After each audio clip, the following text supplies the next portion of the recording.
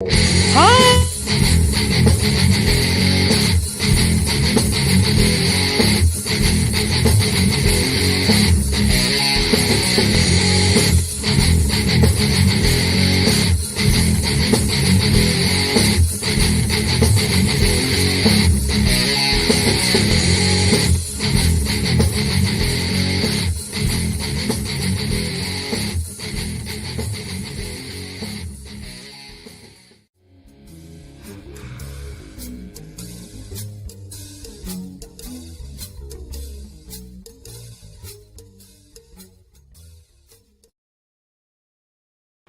Hi, everybody.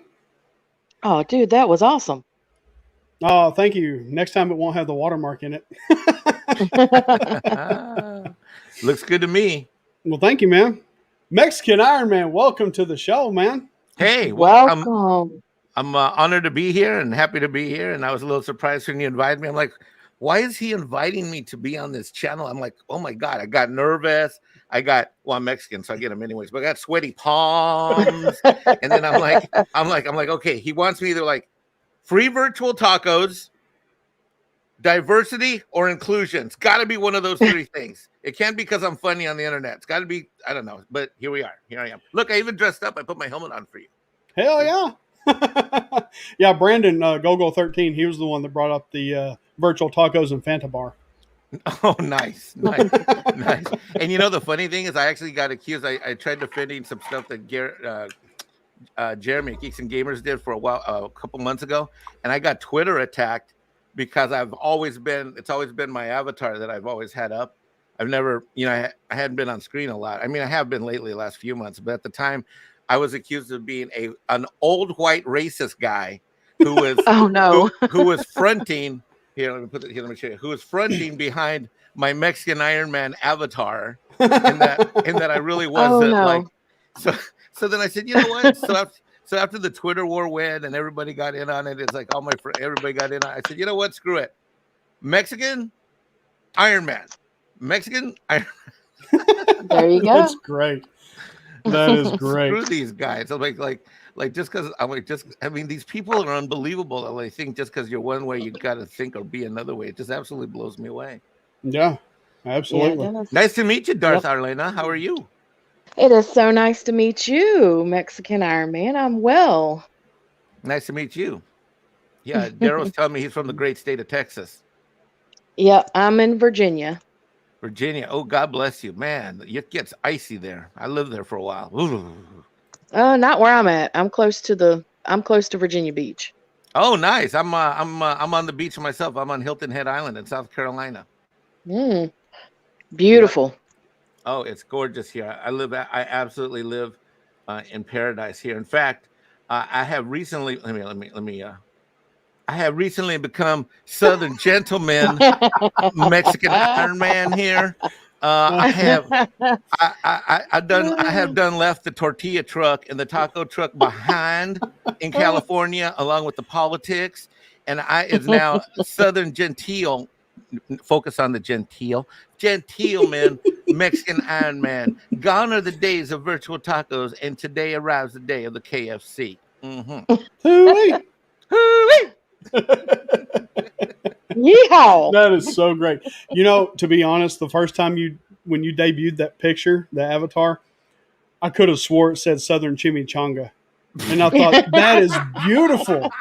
That is beautiful, man. Did you really? I think you said that in chat. I was on the show somewhere. Yeah. Yeah, I said that in chat, and I was like, "Oh my God, I am so sorry." Because I could have sworn it said I love chimichanga. Dude, I love Mexican Iron Man right now is on a weight loss and diet program because he has had way too many chimichangas over the last few years. Okay. Dude, I'm telling you, I just had a chicken quesadilla like an hour ago. Let's just say Mexican Iron Man managed to get his head in the helmet, but the rest of the bodysuit, it'd be like Darth Arlene. I'm like, okay, you hold the duct tape here, and I'll spin. Here, I got one. I got it. In honor of my show today, in honor of my show, my appearance today here, I have something here for my Texas brother here. Hold on. Here we go. Now, as from Texas, Mexican, there you go. Mexican Iron Tex Man. Mexican Hell Iron yeah. Tex Man is a proud Texan, deep in the heart of Texas. He likes Star Wars. He loves He-Man. He hates Kevin Smith because Kevin Smith is an a-hole. Deep in the Absolutely. heart of Texas. Woohoo! And that's true. If you pull into any gas station or anywhere in Texas where there's a crowd of people and you start singing that song, half of them will clap. Bro, I saw him. Wow. Bro, I was at a It's real. pilot. Okay, bro, I was at a pilot truck stop somewhere between El Paso and God knows where, the middle of nowhere. Bro, Texas is a big state. Mhm. Okay. Mm-hmm. I mean, Oh, yeah. I don't think people realize, like, they just look at it on the map. Well, it looks kind of large, like California. No, this thing is effing huge. Okay, and because I drove Mhm. from California all the way to South Carolina when I moved, and like I'm like, welcome to Texas. I'm just okay, God, they got to Texas. They're like, this shit, and there's like number of miles until the next state, like 4 billion light years, dude. But I stopped at a pilot, and these two trucker guys were with, I don't know, some gal. I don't know if she worked there, met her there. She was in the cab. I don't know. Anyways, and they started, and there was another freaking El Camino or station wagon. I don't know what you call them. It's got the old style, the old El Camino style. Yeah. And that song came on, and they said that shit, and they were singing to themselves. I'm like, no, they're doing this because they know I'm from California. What? No, it's a real thing. It's a real thing. If you is. had just said that to me and I had driven, I'd tell you you're full of shit. But I've seen it live. I was like, Yeah, we're a special kind of people. God bless the state of Texas. The culture wars and the wars to save our fandom start and end in Texas, by the way. Hell yeah. And I look who believe it it. is. Look who it is. Oh, Mr. no. Go-Go 13 himself. Mexican Airman and Hey. Daryl and Darth Thunder. Hey, first of all, Mark the Infinitely Tired has a lock on the Phantom Bar, but I'm sure he'll sell. Mark the Infinitely Tired needs to sell Go-Go 13 a Phantom Bar, virtual Phantom Bar franchise. That's what he needs to do. Hell yeah. Yeah, Ooh. Go-Go 13 has. Are we monetized yet? No. No. Well, when we get monetized, Go-Go 13, we're gonna hit him up for super chats. He likes throwing around super chats. So Go-Go Oh, yeah. 13, Go-Go 13, get out that wallet, buddy. Do we have a stream element set up? I do not. Oh, bro. Because okay. I didn't know if you could do that. Oh yeah, after the show, then when we get off the show, like let's up another time. I wish I had started making money on this thing. Hell yeah, dude. Yeah, because I got There like you go. almost 900 to go before I'm like at 112 subs. Oh, hey, I gotta step off real quick. My Walmart grocery delivery is here. Nice. I'll be right back. hoity-toity. Walmart delivers. Yeah. Okay. When I was younger, okay, look, okay, you're gonna kill me, Daryl. Well, you're not gonna be happy with me. Let's just say most of my life I've been a bit of a Walmart snob. I know. No, you're good. I've been a Target guy. But that was until recently when I set foot in the greatest thing that I've ever seen since a theme park, since Universal Studios. I stepped into a super Walmart in Texas when I had to reload on my drink. Bro, I got everything there. They had a grocery store. They had a department store. They had everything in the store. Where was it? It wasn't El Paso. I think it was outside of Austin. Somewhere around there, man. Super Walmart. Most beautiful thing I ever saw. So now I'm a Walmart, like, go team go. And then I compare the prices to Target. I'm like, Mexican Iron Man could buy like 14 chimichangas with today's savings. Absolutely. Hey, welcome. It is very intimate. You know what? We're a small and close group. And thank you for subscribing, buddy. I saw that. I appreciate that very much. Well, here's the thing. This is the second time I've done it. Did he Oh, subscribe? you? Dude, I had to resubscribe this morning because I woke up and I was unsubscribed again. Oh, wow. Yeah, I don't know why. This is not but this also happened to me on Midnight's Edge, and it happened on Loki's Morning to Mistress. So I think I think I'm in a pool of people that just got unsubbed from a bunch of channels. I don't know why. Because I went to Loki's channel, and God knows, I mean, Jesus, I've been there forever. And Midnight's Edge, Jesus, I'm on that show twice a week. So after dark, anyways. Right. Take care, Brandon. Good luck on the PC, buddy. Brendan, he's always got PC problems. I'm like, well, get that PC fixed because we're getting monetized here on this channel. We're gonna need your super chats. Go. We got more Star Wars posters. And he already said it. Super chats left and right. That'd be great. But yeah, we've got like 888 to go. Well, We'll do another call offline. I'll give you some tips as to how to get there quickly. I'm the exec producer for Midnight Sage Espanol, which is the Spanish Yeah. version of what Andre and Tom do. You know, with Yeah. Yeah. Paulie. Yeah. Paulie runs everything. I'm the exec producer, and then we plan, we strategize, he executes. We got that channel monetized for Andre and Tom in 82 days flat. Holy shit. We launched the channel on Cinco de Mayo. We got monetized 82 days later. Now, there was some luck. There's a couple good things that happened, but luck is when opportunity meets preparation. And if you want, once we, after this stream, maybe this week, I can do it on Wednesdays. Wednesdays are usually my best day, or Sundays. I can spend a half hour with you, and we can break down how you can make that happen. There's a formula. So, Okay, I'm back. Hey, welcome back. All right, I put my clothes back on. Oh shit, she's back.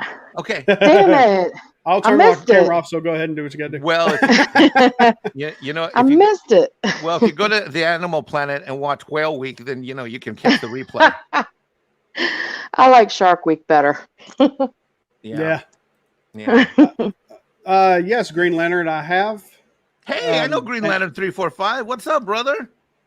Yeah, and actually, Fat Steven gave me an idea the other day when I was lurking in his stream.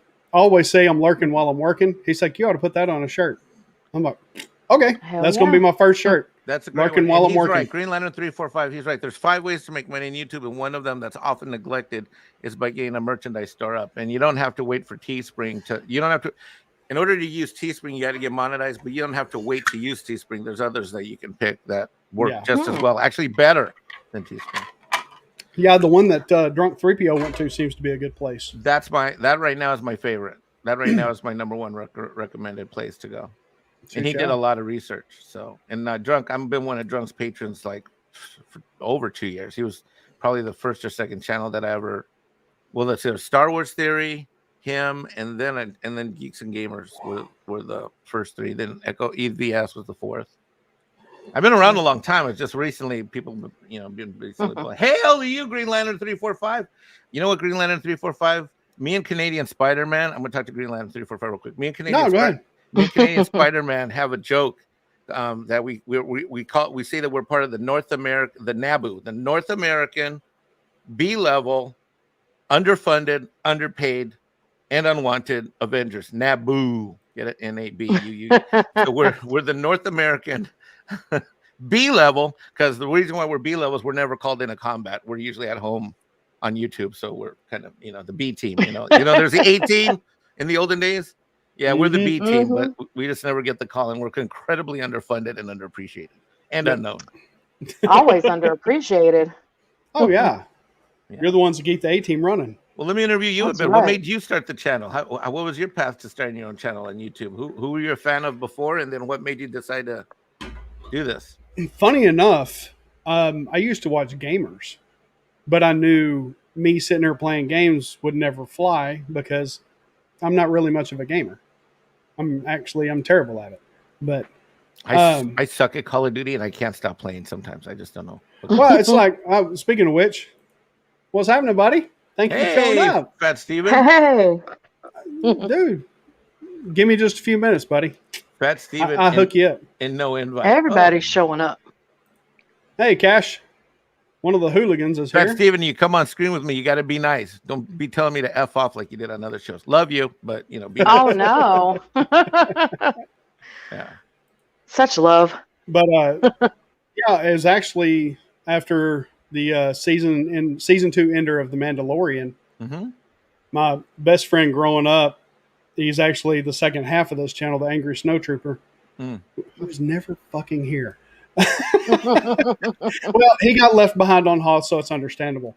Communication schedule. But after that episode, I called him up and was like, dude, we got to start a YouTube channel. We got to do a Star Wars channel because we both love it. We've loved it all our lives. Right. Let's just do it. And he was like, hell yeah. So I started setting everything up, and the channel was active for 2 months before I posted a video on it.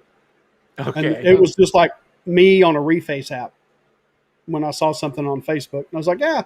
And then I started watching Echo Base, and I was like, man, these guys have got it figured out. They've got it going on. It's like, wow, this is awesome. So I was like, I just started going and Yeah. started figuring. I'm still figuring things out, and it's like I'll never have everything figured out. I know, but I just keep going, and it's fun. I'm having a blast doing it. Yeah, you got to do it. You know, you Mhm. got to get into YouTube for fun and not for profit. As soon as you try to get Oh into yeah, it, and of course, you want to run it like a business, but the purpose, what your reason for doing it has to be out of love and passion. After that, and you find then you got to find your voice. Once you find your voice, after you know what your passion is, whatever subject matter that is, then you yeah, got to run it like a business if you want it to actually kick you out any cash. If you don't sure run it can. like a business and you start running it like a hobby, then you'll get paid like it's like a hobby, and that's just the way it is. And Echo Base, God Almighty, there was so much work we did. I mean, I was on the first. I'm sorry, I was on the first live stream talking about Star Wars and Galaxy's Edge with Drunk 3PO and Coach and Nick, and then the second live stream they did was just me talking about Galaxy's Edge because I actually went there and I shot a video for Doomcock. Yeah, Doomcock was getting a lot of heat, and they were talking a lot of shit about him that he's a liar, and Galaxy's Edge was full, and it was at capacity, and it was amazing, and all this other Mm. stuff. Um, and so I, Doomcock's a very good buddy of mine. I mean, we're like brothers. We're very close. So, yeah, um, and so I said, bro, I'll go in there. I mean, I said I was in LA.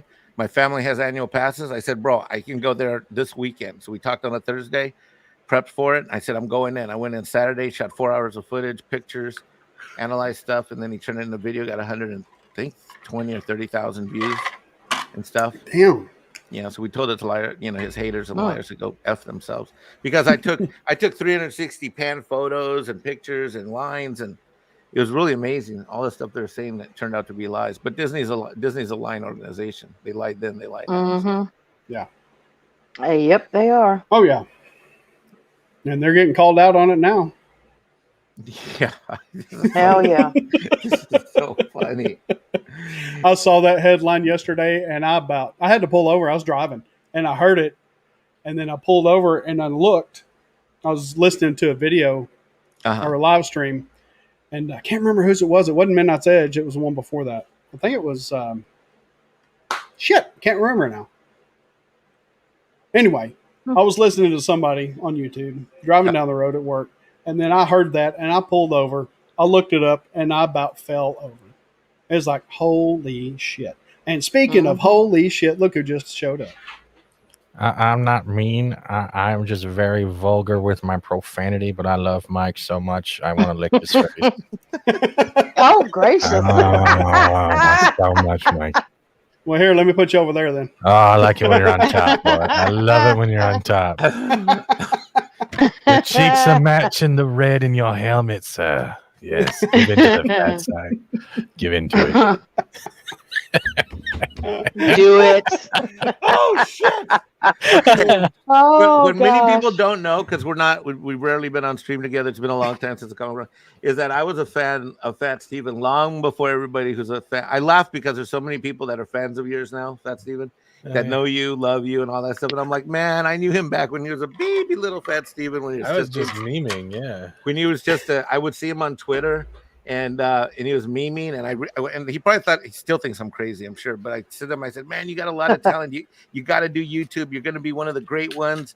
You're going to be big, you know." And I thought that then, and I'm when he got monetized. What was it, about 3 weeks ago, bro? When did you get monetized? June, July, about the beginning of June. Yeah, dude. When I saw that he got monetized, I literally I stopped. I no bullshit. Like I stopped and I just looked down and I'm just like. I was like, finally, and I kind of welled up a tear in my eye. Don't make fun of me, Fat Steven, but I did. Oh, And Aw. I just was so effing proud of you, brother. I was just like, because you worked so hard, and I knew way back then that because you're one of the most talented, funny, and you know your shit. You know your shit. Now you can also be a sarcastic, arrogant asshole, but then so am I. So that's where we get along, right? I learned it from. But thank you, Mike. But yeah, But no, but you know, Fat Steven, you know the stuff. You know, I watched your Funko Pop special with Purple Valkyrie, that show you did with her. Yeah. I couldn't make it live because I was at a client's location, but I watched it twice. It was so good. Thank you. You did a great job. And I don't really like Funko Pops. That's not my thing. But because you're kind of either all in or all out, I always felt so I never really got into it. I bought tons of them for my nieces and nephews. But bro, that was a great show. All your shows are great. You're hilarious. I'm so proud of you. And I look forward to one day when Daryl gets monetized, being proud of him too, because I met Daryl in stream at Echo Base. Yeah. Yep. I think that's where I met him as well. At least I think so. I mean, Fat Steven, you did it. You did it all by your bootstraps, hour by hour, day after day. You didn't give up, and I literally, for all of our banter that we have, By the way, did you know Fat Steven plays Lupita, my Mexican ex-wife? Daryl? Oh, I saw that in the chat yesterday. Oh, you haven't met Lupina, my ex-wife? I saw her. I wonder if she's around somewhere. Fat Steven, I wonder if Lupina's around somewhere. Is she around? I haven't met her either. When you said that live on Midnight's Edge, you're like, you just ruined a year-long joke, you son of a bitch. Oh, shit.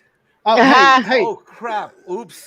Hey, Steven, it's okay. Nobody's watching. I just doxed him. He doxed Lupita on Midnight's Edge live. That's hold on. I doxed Lupita. Yeah. I think I just That's terrible. You should never do that. Her name's actually Lupita, but for some reason Stone Loki can't say Lupita, so it comes out with him. What's up, Lupina. So I'm on Twitter and South Dakota. Anyway, Fat Steven, I'm just very proud of you, and I love you, and I've thought you were amazing before. Dude, I thought Fat Steven had talent and skill when he was just a meme to me, and stuff. And so to see what he's done online is just great. I think you have the most entertaining. Even though I hate it when you play video games on a chat stream, I do think that your shows where you video game, when like the Fortnite work that you did for month on month, just awesome, just awesome. And I love how you called out those cheaters with the mod cheaters. You know what I'm talking about? Yeah. Dude, the way you took those guys out, awesome. Thank you. Let's go. No, Mike, you've gone a long way too, man. Like, you deserve just as much props. You're in the back, like, not only stealing people's wallets and corn tortillas, you're there trying to give them as much advice as possible. Bro, I'm not a YouTuber. Just as much work. You bullshit. You're on Midnight's Edge more than anyone else I've counted right now. You're a YouTuber, but it doesn't because you don't use your channel. You're still a YouTuber because you're helping other people see the best in them. Being a YouTuber isn't just making content, it's making people realize that they can make their own content. That's a supporter. You can call yourself a YouTube supporter, but you're still a YouTuber. You're on the channels. People know you by name. Okay. Yeah, because that's one thing with YouTubers. We all hate compliments. We freaking hate them with a passion. Yeah, like, don't know what to say now. Like, he hears voices he's like, don't talk about that. You're gonna make me cry on Daryl's show, and I can't cry. Okay, focus. Okay, no problem. Thank you. Listen, thank you, Fat Steven. And you're right, I do love some support, and that's why when Daryl hit me up, I'm like, hell yeah, I'll go on your show. Let's go. It's funny because you got him on before. We're still waiting for him to book a date for lunch table, and that's been since 2020.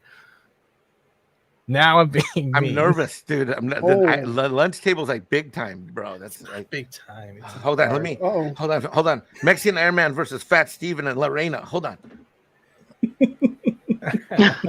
I don't have any music queued up. Right, dun, dun, dun, dun, poof, poof, dun, dun, dun, dun, dun, dun. Brown Hawk down. Oh no! Oh my gosh! What I was saying is, delete that tweet. You put the StreamYard link on, and you're gonna get a whole shit ton of people trying to get in your back door. I mean, your back room. I sent that as a private message. Oh, that was a private. No, you tweeted it. Well, I sent as Well, I looked on. I can't find it on yours, and I can't find it on mine either. What the fuck? I've never seen. It's literally a 7-minute post. I can see it on your feed. It's not private chat. That is so weird. It's right there. It's right there on the top. 7 minutes ago. Okay, well. Hey, where is it? I commented it on it in the Twitter. Yeah, it showed me that you commented on it, but I can't respond to. I can't find it because it says you commented to it, but it doesn't show the link. That is so weird. Okay, you guys in Twitter? We're talking about somebody. Yeah, sorry about that. No, you're good. But Daryl's also another one who's chopped out on the Fortnite stuff and had a blast wondering where the yelling was, and there was no yelling. Oh yeah, there was me yelling as I went headfirst to a group of people. Oh yeah, I was like, don't do that. Yeah, but no, I appreciate. Oh, that was so funny. That was so funny. Oh, you were in the chat too. Why did none of y'all say hi in the chat? It's like lurkers. I love it. It's like weird. I Yeah. said hi. I'm here. It's like you're getting credit for my first shirt, lurking while I'm working. Oh yeah, I better be. It's gonna have FSS on the shirt. How is Gogo participating in the stream if his computer's always on his mobile phone? Yeah. Mhm. Wow, look at the Sherlock Holmes right there. Here, I'll make it better for you. There you go, Mike. There you feel like that.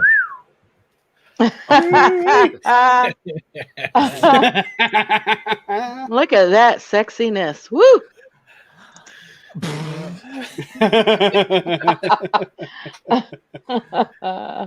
Oh God! Oh, that's great. No, Mike does just as much work as anyone else does, and the thing is, you gotta push the algorithm. It is a grind. It will always be a grind. Always follow your analytic chart that says when most of your viewers are on. Try to do content, something along that line, and then develop a schedule. It's not easy. It becomes a whoa! Actually, what you just said is the most important part that no one gets, and that's why you do such a good job. Follow a schedule, which is that you got to release this. You got to release content more or less at the same time, over and over and over and over again. People think YouTube's some AM channel that you turn on and do like coast to coast or a radio show on. It's not. It's a TV station, and they want advertising. So the more you deliver a scheduled content at the same time on the same days, week after week after week, then you can battle the algorithm and win. Yeah, that's true. Professor Fat Stevens speaks. I'm not a professor. This moment in learning. Dun, dun, dun, dun. I'll tell you what, there's nothing better than greasy fingers on the internet and you're not looking at the porno. Well, this is all good stuff to know for me when I start mine.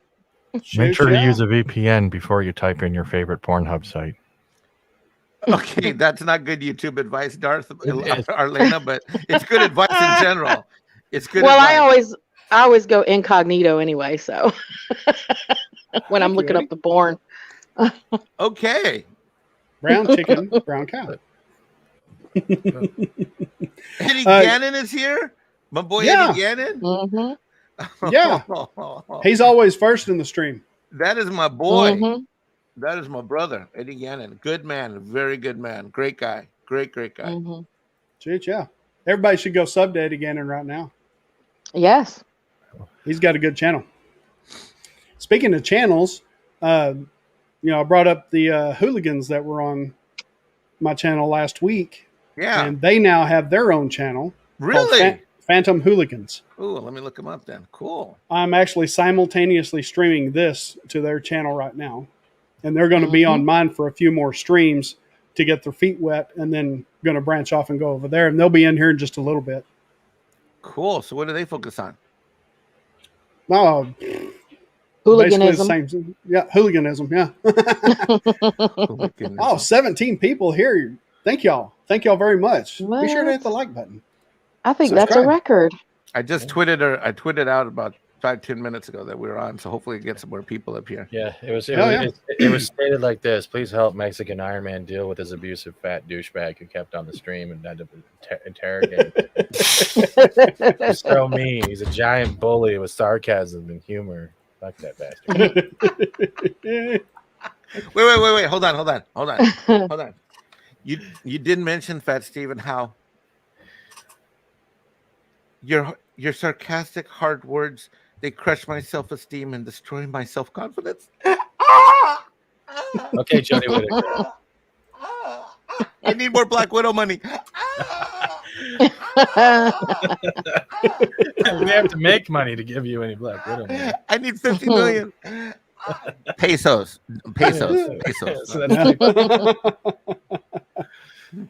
Awesome. Thank you guys so much. That's the most likes I've gotten on one of these streams. That's awesome. Dude, I'm telling you, this is evidence right here that when you have a Canadian and you have diversity and inclusion, we're set. Chinese I love that avatar. Mexican. Oh, thank you. A lot of people are scared by it. Oh, I love Oh, Gary that's Busey. great. Oh, that's Gary great. Busey, my hero. I love Gary Busey. Hey, Gary Busey, thanks for coming on the show. What do you have going on this week? Any movies coming out soon? pelvic thrusts and speedos. Not at the same time. Oh, Oh, so good. holy shit! Oh my Holy god. But Well, if you guys don't mind, I was going to bring in the hooligans to kind of chat with us Yeah. for a little all bit. right, cool. I Hell got a little yeah. bit of time left before I got to do a recording, but sure, I just want to pop in and say thank you. And I wasn't Thank you. panhandling an invite. I just wanted to harass Mike. Yeah, it's all good. You've done a good. You've I done love a that. good. You've done a good job of harassing me. And again, I'm glad I have this opportunity to tell you. I was just so very, very proud. Just so very proud. And you're the shit, and you're the man. And you do good stuff wherever you go. And I'm so happy you came on the internet, and I'm so happy you got monetized, and the future is bright. I Oh, hope yeah. Absolutely. it's not easy. Thank you, Mike. But like you helped with the computer, with the getting me to where I am today. Because yeah, I wouldn't have this machine if it wasn't for people in the community giving me a chance and putting trust in that. And I've been working that's the reason why you work your ass off. A lot of people, when it comes to GoFundMe's, it's like for one thing or another. But when it comes to like physical things, people don't know if it's the truth or if you're just trying to get something for free, and then you're gonna have off. Mhm. So Yeah. when Yep. people put that faith in you, you gotta give it back. It doesn't matter if they leave you or don't believe you over time. It's not just a grift; it's also a grind. It's a And the Mhm. grind. grift is a joke. The grift is a joke. Most people, yeah. Yeah. That's rule 2. Always monetize the haters, because as you start getting higher and you hit that 500 subs, you start getting promoted on YouTube more. A little more options come available. When you hit the 1K and get monetized, that's where the jealousy starts coming in across the community. And the best thing you got to do is push forward it, but use it as a way to monetize yourself. Whether you're going to be called a grifter, you're going to be called Daryl or Darylene or something, other weird shit that people try to go to. Just you got to keep pushing. And I doubt that surprised the shit out of me when I started catching wind of people doing that with you, Fat Steven, because yeah, well, maybe okay, you've had some sarcastic jokes in there. It's like you never heard a flea. You know what I mean? No. And if anything, you're always so gracious, and you would always like if someone asked you to come on, like when we wanted to do the comic book roundtable, I was sure you're like, I mean, so when you came on, I was like, oh, this is great, and but then to see what happened to you once you got monetized, I'm like, why the hell are people like all of a sudden what now you're not their now a friend? Like what the hell? It's because people don't believe that one person can be the same person, whether being offline and online, Mike. Like you must have run into it. Doomcog must have run into it. It's the fact is that no matter what happens, if people can't realize why they're not growing, they have to blame another thing, because it's easier than looking at yourself and realizing how you I'm not perfect. No one here's fucking perfect. You're gonna fuck up. You're gonna fail. Own the mistake. Apologize. But at the same time, don't let people take advantage of your loyalty, the heart on your shoulder, and your word. And Yeah, Mhm. that's never good become advice. never become the whisper network that's always trying to whisper you out of certain things because they want to maintain themselves as a special thing. I'm not trying to sound like a preacher either. There are some major dicks you'll never know, right? But it's always the wolves in sheep's clothing that will come after you flat first, and you gotta push on. Like, Yeah. Thank God I didn't graduate high school, so I don't really give a shit about high school cliques. What the fuck? What are you saying about people who don't graduate high school? I didn't graduate high school. I didn't either. I have a whole diploma and degree in network engineering, right? So I have a college degree. I didn't need the high school. But yeah. Hey, I got my GED, my good enough diploma. I didn't get a GED. I don't care about that. I did 10 years after. You know what I found out? I found out PhD, double degrees, 1 degree, no, GED, no ED, or ED, or no D. No ED. I mean, I think got ADHD. That's my degree right there. there you go. Dude, what matters there. most is passion, commitment, and being straight up and truthful about not being Kevin Smith, where I'm a fan of everything and cry over everything. Well, Anyway, brother. Absolutely. Yeah. That's the thing. People aren't stupid. People will eventually figure out. Like that's the thing. If you're a fake persona in general, like the hardest thing in life to maintain is the lie you told 3 years ago, because it's always going to change because you can't remember what you said. So people will try to bust you in the lie. The lie will never become untrue unless you were lying to begin with. And that's the funny part when you see people trying to come after this, come after that. And I'm like, well, if you don't like this, if you don't like them, you don't like her, you don't like him or they, why the fuck are you even giving all this attention towards trying to destroy them? You're just making yourself look like I don't know what the word is anymore. But Daryl looks like a good guy. I'm surprised he came on. I'm surprised he survived to go fuck that fat fuck. Mike has been dealing with my harassment and abuse like forever, but he's still a good dude. And if he talks to you and wants to give you the time of day, it's because he sees something in you and sees that everyone has the ability to be where he is or I am or anyone else is. It's the friendship most people need. Yeah. This right here is the best Yeah. YouTube training video you're ever going to see. Yeah, What's happening yeah. right here. No, I mean that. Between what I said with the numbers before and what you just Yep. covered, which is the heart and soul of it, man, this is great advice. Absolutely. Yeah, And it don't is. forget Hooked on Phonics. Oh, it's Project Cambrian and my brother. But yeah, welcome. Hey, what's up, Anthony? But Fat Steven, you're absolutely right. And that's why I love the communities I'm in. I'm involved with Echo Base Network and X-Wing and see you guys all the time. And it's all about just supporting each other. And dude, you got a different opinion? That's cool. Let's talk. Maybe you'll change my mind. Maybe I'll change yours. Maybe we won't. But hey, we're good with each other. Boy, isn't I've been recently put to the test on that one. I mean, one of my I should say bestest, but pretty good buddy on the internet is Robert Meyer Burnett. And man, oh man, like there's just two things we just cannot see eye to eye on. And one of them just happened recently, which is his views on the He-Man controversy. And then in general, his views on Kathleen Kennedy. And but I still love the guy completely. Completely, and I'm a huge fan of his network. I'm one of his backers, a member, all that stuff, and caught in an alleyway, he's my boy, and I'll grab a crowbar and protect him, jump in front of a bullet if I have to. I mean, that's how friends are with each other. But boy, oh boy, do we not see eye to eye on Kathleen Kennedy, and do we not see eye to eye? His recent comments about He-Man are just off the wall. He just doesn't understand. He's not a He-Man fan. He's already said that. Yeah, and that's why he doesn't understand. Yeah. That's what doesn't. It'd be like me saying, that Star Trek is amazing. Yeah, you tell him Star Trek 09's amazing. Oh, Yeah. dude, he'll come for your throat. Oh yeah, yeah. That's Like, but you guys are literally the definition of what you used to see at cons, comic book stores, and all like that. You'd be able to have a debate over Luke or this or like Picard or who's the better cat, all that shit. And at the end of the day, you weren't hating each other. That's the whole thing, though. It's like people saying, if you don't like this and don't agree with the fact that I don't like this, you're the fucking enemy. And I'm like, you don't realize you're sounding just like the people on Twitter you're making fun of. It doesn't matter. When I watched the first 5 of He-Man, the animation's great. But the thing that threw me off was the amount of overused death, and that's what bothered me. And then after I watched that, I am a fan, but I'm not going to know all the lore. I'm not perfect in that. But the amount of overuse of death is what threw me off. And I'm like, there's so much death and resentment in this show. How is it even supposed to? It didn't even feel like a reluctant hero's arc. It felt like I'm watching a Jerry Springer fight about to happen. It was so you cut that almost immediately, huh? I mean, well, Sarah Michelle Gellar was the first voice that threw me off. As soon as I heard her talk, I was like, "Why is Buffy Summers in this fucking show?" Yeah. Like the first season with Giles, how she's always resented, like I gotta learn this, I gotta do training. I just want to be a fucking cheerleader. And then you hear Mark Hamill, it felt this is the way I put it. It felt like Kevin Smith asked for a shit ton of favors, but the favors were never applied with care towards the voice acting, and it took me out. It took a lot. Dude, the Joker voice was so annoying. I mean, it's a good thing they took Skeletor out as early as they did, but man, oh man, boy, was it distracting and annoying. Yeah. Yeah, my internet crapped out, and I was like just a few minutes in, but as soon as I heard Tila start talking, I was like, wait, I don't remember Buffy being in this. Yeah. It's like, she's not even trying to change her voice or nothing. It's just like, oh, hey.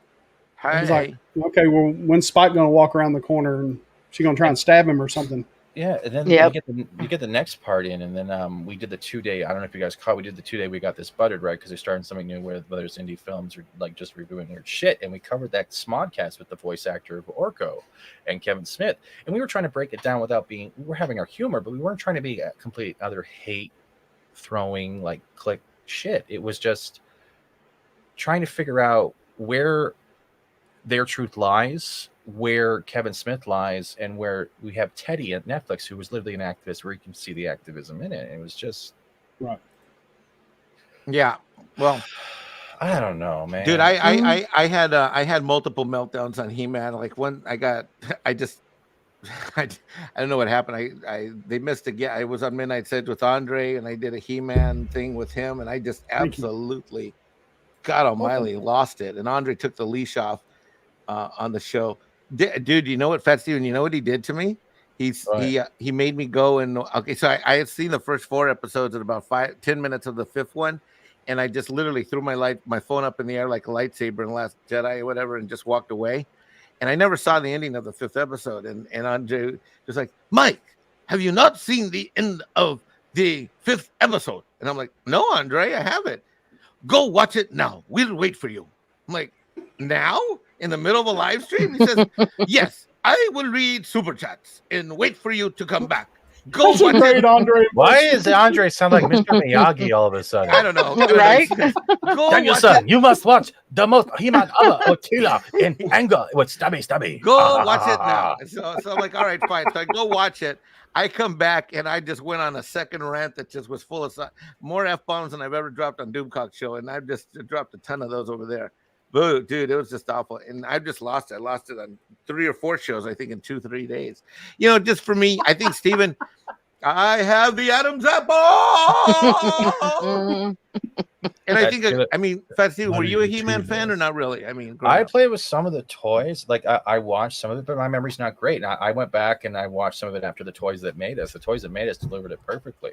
But even then, I can look past this show because the show is the example of what was used as the bait and switch and what wasn't. Like I don't hate the show. I just like the characteristics of the characters, and it felt like it was detached. It was very detached from the get-go. And I like He-Man. Well, see, for me, I played with G.I. Joe first as a kid, and my family, I never had much action figures for those because they were like the most expensive, the G.I. Joe action sets and all. Yeah. And the thing with He-Man, and I said this before on a live stream, I'll just repeat it briefly here, which is that one of the things that was great for He-Man is I lived in this apartment complex, and none of us had that. None of us had everything, but we all had one or two, and different of us had different of the sets. Like something like, you know, one, I remember my buddy Eddie had the Battle Cats, and you know, over years, this is why I was the only Mexican kid. I was the only minority kid in this apartment complex, and it was what brought us together. And it was, for me, it was like all that mattered was that we would reenact the episodes. And so for me, I actually didn't expect that them fucking with He-Man was going to have a huge reaction, but it did. It struck to like some little like 9 to 11-year-old kid in me that this was what I did. This is the only way. In fact, I remember I was playing with my figures out front, and one of the kids, Eddie, who was my main friend when I was in school, when I was in elementary school, he came by. He says, "You like He-Man?" I was like, "Yeah, I love He-Man." And he says, "Wait, I got some." And then he came out with his action figures, and then we started reenacting one of the shows. And dude, we did that like for a while. We did it every day at 3:30 after school, every day for a while, and then on the weekends sometimes and stuff. And it was like our way of, you know, besides riding BMX bikes, it was our way of like coming together and stuff. And so when it hit me, when I saw the episodes, I had an immediate just kind of like, what the fuck is this shit? And not like an adult like I normally have when I see these fandom properties reworked. It's like all of a sudden I felt like I was back to that little 9-10-year-old kid and 11-year-old kid just, and then I'm like, wait, and I just had this huge reaction and I just effing lost it. I'm still pissed about it, but I think, I mean, it's taken me about a week, but it just felt like I just got as a little boy, like what once meant so much. And I think I realized why. I think I can tolerate the other side. I don't care. This is a toy I played with. This is a toy I personally, physically played with and was my first friendships.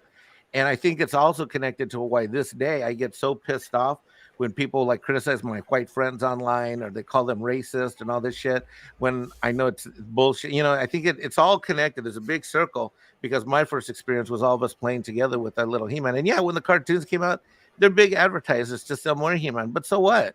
I mean, you know, we're not looking here, you know, we're not this, you know, this isn't Citizen Kane stuff here too, but this is our childhood, and it meant a lot to me. Yeah, it takes everything from your childhood and completely crushed it. For me, I was the same way. It just completely crushed everything because I loved He-Man and I loved Tila and Man at Arms and Orko. And when She-Ra came out, that was even better for me because then all the boys in my neighborhood could play He-Man and I could play She-Ra. and Yep. just beat their asses up too. Yeah. So I no longer had to be Tila, but it really did. It went from something you cherished as a child to whatever the hell they did to it, which is make it all about fucking Tila. And she was nothing like what she was in the series, in the original series in the No, 80s. Right. what they did? Tila never would have bitched and complained. No, Never. That was not Tila. no. What they did was say, well, it was just a toy. We don't care. Why should you? We're going to do our reimagining, and that's what that. And it wasn't even a reimagining because Netflix made it contradicting and everything made contradicting. But then, like the best two characters in that show, maybe three if you want to count Evil Lynn because of the interaction with Orko, was Orko and Cringer. And Cringer in general is a scaredy cat. He's a giant pussy, Oh, yeah. so to say. But he laid the smackdown on Tila, and no one, and all these people that were reading saying it was great, like this, and that, like didn't even realize. Wait, did that male cat just misogyny Tila? I'm like, yeah, he did, and you don't even realize it. But it wasn't actually misogyny. You know what I mean? They missed it. Yeah. It took the Cowardly Lion telling Dorothy to shut the fuck up. And that was one of the best parts. And that's where I go back to the reluctant hero thing. Tila is like all this angry woman with what I don't care about the fucking haircut. I really don't. But she's not even a reluctant hero because she's not understanding that all the worlds are dying. Eternia, all of them intergalactic because they all rely on magic. And she's still throwing this anger down saying that tech will save Eternia. How is tech going to save Eternia if it hasn't even been done yet? And then they're going on this quest just to embrace magic, even though she says she's done with magic. She hates magic, but she doesn't realize that she's probably an orphan from a magical being or a magical induced. There's so much miscreation here that it doesn't make sense. And that was going to be my question too, is we know from the original series that she's the sorcerer's daughter. Are they going to bring that up? So she's very powerful. She just doesn't know it. Her symbols, if you remember the scare globe battle, when the 3 lines on her forehead appeared when she break the fear spell, it was already there. And you see a little aura when she breaks, the same sorceress aura. It's already been there. It's already there. You have to slow it down to watch it, but it's there. And you're like, okay, so she has a magical ability, yet she hates magic. Okay, so I can see what's going on here. But even then, she's still holding them towards Adam, not telling her something. Who cares? If it's not a spiritual success or whatever, 30 years of a life, who the fuck cares? Your world is dying and you're still throwing resentment. It just kept, no matter what opportunity the heroine in question, the protagonist right now in question has to stand up for Eternia, they refuse to do it because they had hurt feelings. And you know what? Hurt feelings when your world is dying is just a selfish act. And the selfish act is not qualities of a reluctant hero, a hero of nothing. It's a villain. Tila is a villain. And they're like, why do you hate? Are you like, no, you're literally delivering her as a reluctant villainess. Okay, I gotta stop. We got some shit talking in the chat. We've got Coach from Echo Base Network. I think Nick from Echo Base Network, and we got Latino Slant, the great Paulie from Latino Slant. Who's what does he say? Mexican Iron Man. 1-800-HEALA hotline. We take care of all your PTSD He-Man needs. However, no Lupita alimony services. Oh no! Wait, he's saying no. Wait. Lupita Alimony Services. How can I help you? Aha! You know what, Paulie? You know what? Ha! Where's my alimony? I need my alimony. That's good. That was the best one. He's super chat, and I'm like, what? He has money for super chats, but he doesn't have money for Lupita. Yeah, I was on the stream last night, right? Who the hell? Where was it? Was it last night or the night before? I can't remember. Anyway, so I threw out something, a sticker or a super chat, or maybe it was on Loki Show or whatever. And then out of nowhere, Fat Steven, put up the avatar. Do you have it handy? Yeah, I got it right. Hold on. He's going to bring up. Hold on, ladies and gentlemen. By popular demand because Paulie from Latino Slant mentions that. I mean, doxing, right? My ex-wife, whatever. Everybody knows now. It's too late. It's too late. What? Lupita doesn't even exist. How can we dox her? All right, ladies and gentlemen, without further ado, it is Lupita, also known as Lupina, my ex-wife, who I may or may not have met after a donkey show in Tijuana in Mexico. Ladies and gentlemen, live for the first time this week. Lupita, why are you here? And why is your name Fat Steven? My money, you cheap bastard. The donkey can't get fed. Wait, the donkey can't get fed because why? Because you're selfish bastard. She just gave me brown tortillas and shit, and I know exactly what you're saying. Ladies and gentlemen, this is a falsity. There is no ex-wife named Lupita. If a marriage did happen, it may or may not have happened while I was intoxicated, and it may or may not have happened in Mexico, and thus it's not legal in the U.S. What's even funnier about this is the fact that Robert Meyer Burnett on the Midnight's Edge, you gave away my identity. He was going along and going, Robert was there. He was holding up my hair. He was a gentleman. And she's like, yeah, I was there. I remember everything. And Meg is just sitting there going, Robert Meyer Burnett said on that stream, he's like, you know, I don't know what Mexican Iron Man's thinking. I think Lupita's actually kind of hot. I mean, I'd bang her. I mean, I'm like, Robert Meyer. He wants to bang Pat Steven. He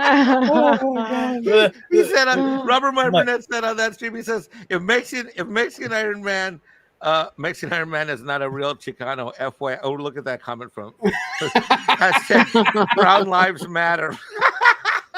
Oh, I shouldn't laugh that way. Mike, am I allowed to mention what happened when your mom called?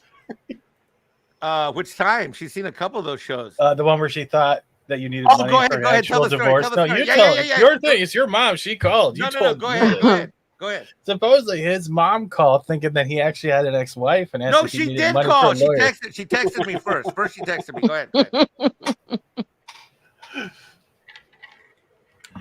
ahead. That's funny. So she texted me. She says, "Mijo, I just because my mom knows what channels I go on, and so she watched Pauly at Latino Slant. She watches Midnight Edge. She sees me on Doomcock. She'll run. I mean, she doesn't ever super chat. Of course, none of my family has like money, you know, their account set up. So when they do want to super chat, I have to send the money and get it from them later. But anyway, so my mom texts me. Mijo, do you have another ex-wife I didn't know about? I'm like, what the hell? No, Ma, wait. And I didn't get the connection at first. I'm like, what are you talking about? And I said, what are you talking about? And she's like, well, if there's something you need to tell me, you can tell me. And I'm like, okay, no. And I'm thinking it was my baby mama Lauren, my ex-fiance. Like, no, we never got married. Or that. She said, well, no, who's this Lupita? And I'm like, what?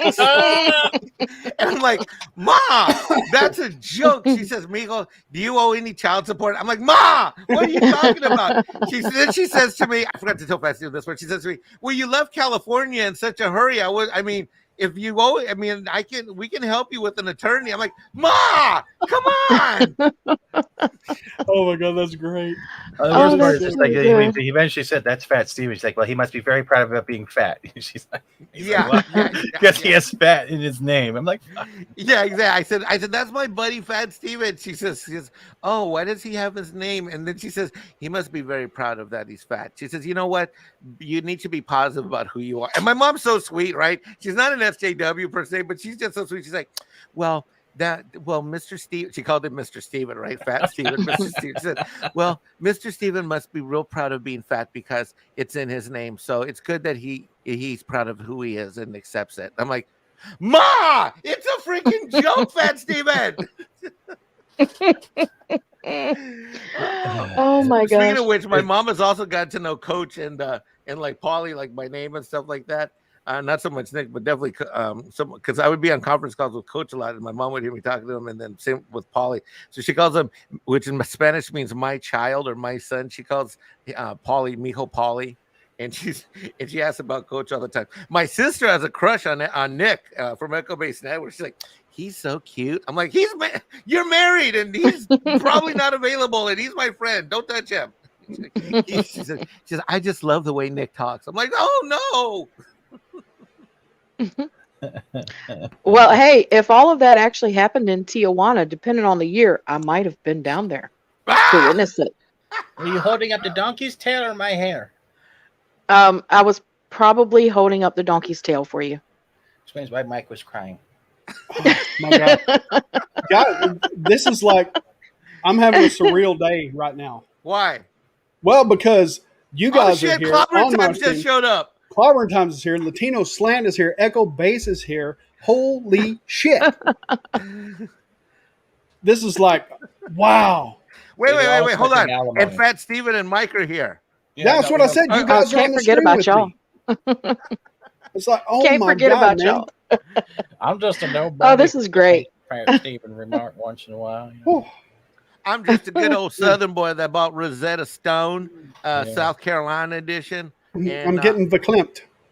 And you bought it at south of Hold the on. border? Every No, hold time on, I hold on. open up that app Hold to on, learn hold on, about hold on. that English, it smelled like burnt crickets. Hold on, hold on. This is So for good. Polly. I had the vapors. The vapors, they just, the vapors just get to me, and they hit me so hard in the afternoon when the thunder and the lightning comes. I get the vapors. Well, Fiddly do D. declare, senor, I feel so alive with the sound of your voice in my butt. Do you hear the same echo I hear? I do declare. Oh Must my have God. that Mark Twain. We're getting poetic. I declare. Well, speaking of declaring, hey, Crispy. Mexican Iron Man is going to be in Arlington, Texas with Nick for Retropalooza this October 23rd and 24th, and I will be there as well Yes. because that's not too far from me. Yes, we were talking about that before the show. I cannot wait. I cannot. Dude, that's not going to be wait. sweet. Wait, so you're telling me that wait, Arlington, Texas? Yeah, it's like I'm gonna 45 be minutes with from my Nick. house. Yeah, I'm gonna be with Nick and Stone Loki's gonna be there too from Loki's Mornings of Mischief. Hell yeah. Yeah, y'all say Arlington. You have to be specific because there's also an Arlington, Virginia. Well, Yes, that's why I said Arlington, Goes Texas. to Virginia. Yeah. we're gonna Not be even in the Arlington, Virgins. deep in the heart of Texas. Here, let me show you. I'm gonna show you how I'm gonna show up for the show. Hey Nick, check Oh, this gosh. out. Hold on, Nick. I'm gonna show up like this. Hold on, wait, hold on. There you go. Southern Texas gentleman Mexican Iron Man will be showing up in Texas. Woohoo! Show me some retro. I need to see some old style games and some. I'm gonna go buy me a Robert E. Lee miniature car. Take it back to South Carolina. That's what I need to do. Hey, Paulie from Latino Slam, can I come on screen on one of the shows with my Confederate car from Welcome. the Dukes of Hazzard? Can I do that? Oh no, it's the Star Wars guys. Are they here? Yeah, they're here too. Oh my God, the Star Wars guys. You know what I love? Like I said, man, I can't even talk right now. You like stop talking. Hold on. Daryl would like to say one thing right now. Can you all sign my face? Yeah. Talking use a is hard. Sharpie. English. Don't know English. English is hard. It's like my bottom lip and my mouth are having a fight with dyslexia to get thank See, I yous even out. wore my It's so hard. SpongeBob shirt today. Wait, how's the air conditioning in Texas? Because if I show up in this outfit as Green Lantern 345 points out, I won't be on fire, right?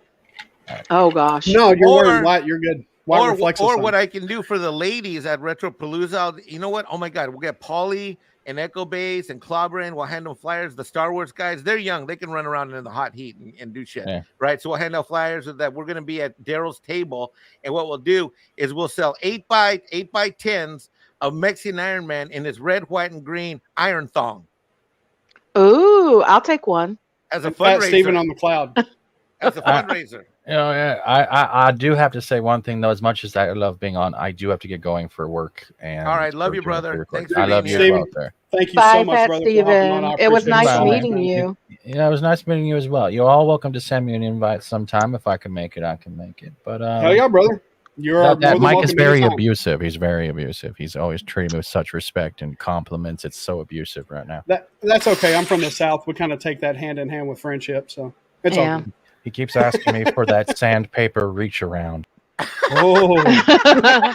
And then he's gone. Look at that. And then he's gone. Oh man, just like a fart in the wind. What a cue to go out on. Oh, it's Eddie. What Welcome, guys. Eddie. Eddie and the Hooligans. Oh, all right, the Hooligans finally got in. All right, Daryl was like, "Nah, I'm having too much fun." Like the whole thing, he's like ego exploded and stuff because all these people are here for him. Yeah. That's why I'm wearing these kind of headphones to get my head from getting so big because they only expand so much. Yeah, and I want to say because Echo Base is here, and Mike or Mexican Iron Man, I talked to you.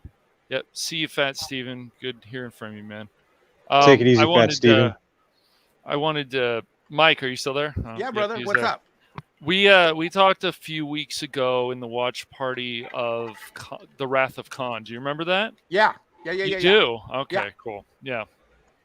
Yeah, dude. Yeah, When he said you boys were coming on, I knew exactly who you are. So before the show, he says, "Oh yeah, they're gonna come on later." I'm like, "Okay, cool." It's like, and you guys are launching a channel or have launched a channel? Or will launch a channel? Yeah, well, people have inspired me, man. Like, I don't know. For me, I know Eddie has a channel because I've seen Echo Base Network, Nick and Coach. No, just kidding. I remember who they are. I knew that they needed a Discord channel, so when they joined, I was like, I'm joining. That's it, you know. Yeah. Echo Base, Geeks and Gamers, and I don't care what people Robert Meyer Burnett, these are like people that people should watch to get inspired to start their own channel. Yes, absolutely. Oh yeah, and let me second that motion. Strikes. You know, and of course X-Wing's channel. And people like Strike, yes, I'm not gonna leave you out, you jackass. Thank you, Leia Rose, for stopping by. I appreciate it very much. We'll see you tonight. Well, you know, it's I think I got a couple of comments to me. One of them is that I think that's awesome. And you know, when you look at people like Coach and Nick, well, here's take the Star Wars guys. God bless their never having seen any movies that are awesome little souls, but they're trying. You know, they're up to Jaws. They're up to Jaws now. When I found out they hadn't seen the Matrix trilogy, I'm like, okay, I'm unsubbing. No, I'm kidding. But you know what? But bro, sorry. You know what, bro? It's like, honest to God, you know, I have a full blown cable package with every channel on the planet, and then my Samsung TV comes with another 800 channels and all this. Right. I have much more fun. Like you said, you and I did that watch party with Nick that night. I have more fun interacting with all of you guys. This is my fun time. Like, I'm not like, this is my fun. This is my fun time. And I do think that you guys who happen to be creators, I'm not a creative. I'm an accountant by day, so I don't know what I mean, you know, so I don't. You're creative with numbers. I have like 350 subs, and I don't know how the hell I got them, right? But I mean, I don't have any content there, but I'm creative with, maybe with numbers and helping people, but I love what you guys do. And when you look at Paulie from Latinos Land, what Echo Base has done, you know, then the Star Wars guys show up, guys like you, Ghost Rider, you know, you are the entertainment we're getting out of Hollywood and wherever just sucks across the board, right?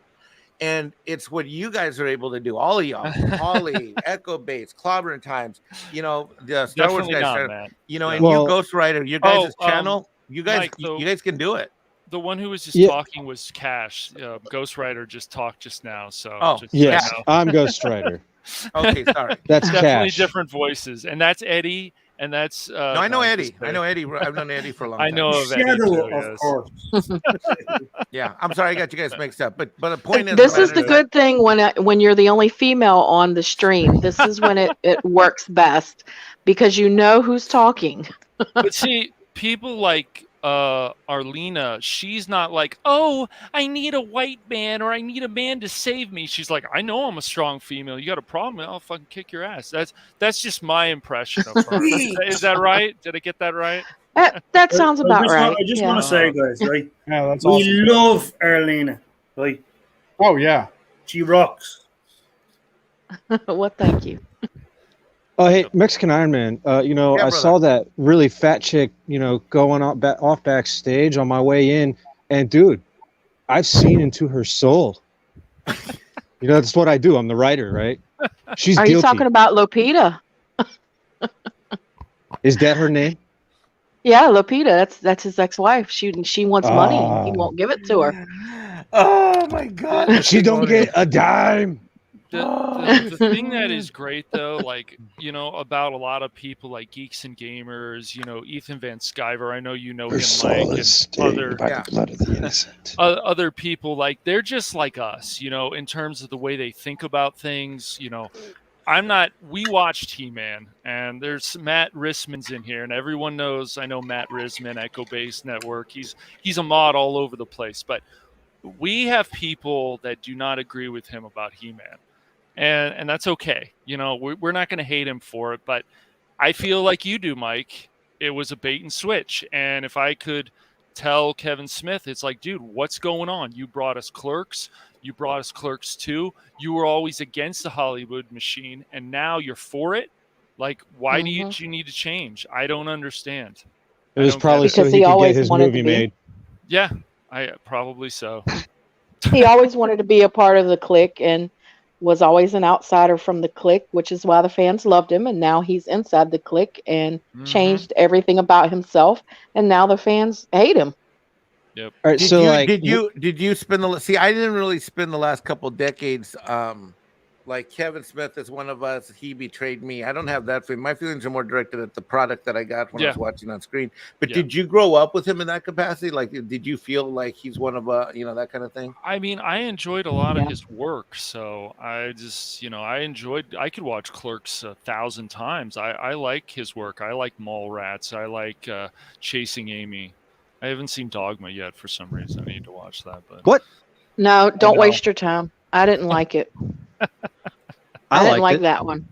Well, listen, another one of my buddies, who's been a long time buddy of mine, he goes by the name the Richard. He's from Hawaii. Yeah. He's you know him? Do you know him at all? Yeah, he tried to come on when I was on with Robert Meyer Burnett, I believe, the other night. Okay, so I hadn't talked to him much in a while, but he came up. I mean, I've known him for a long time, and he and I go back and forth because he's a big, he liked this new iteration and stuff. And I'm just like, okay, well, I don't know what to tell you, but lightsabers at dawn, baby, lightsabers at dawn. Yeah. So, Cash, what kind of channel are you guys gonna do? Something crazy, I guess. I've got a few channels going on, Mike. I'm gonna finally do a podcast with this woman and on Twitch, and I'm just finally getting all back into this. And I keep pointing out, like, even during COVID, like I had to find something to inspire me. So for some reason, one day on my feed, Geeks and Gamers popped up. That led me to EVS. That led me to Echo Based Network.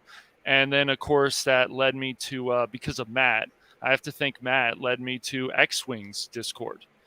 And I've been doing stuff with that. And so I want to get back into this. That's how it goes. I mean, most of my fandom, the way I found Echo Base was because of Nick. Nick and I would consistently see Nick in chat streams. And I just always got along with Nick. Like, I just naturally gravitated to him. He's got a great personality. And he's really, I agree. And his personality even comes through on when he's chatting in chat streams and stuff. And I'd read some of his super chats. I'm like, wow, that's interesting, because he would like throw his take out there. He wouldn't just kiss someone's ass or say something to be obnoxious. He always had like a unique Nick's take, and that ended up being videos that they ended up doing.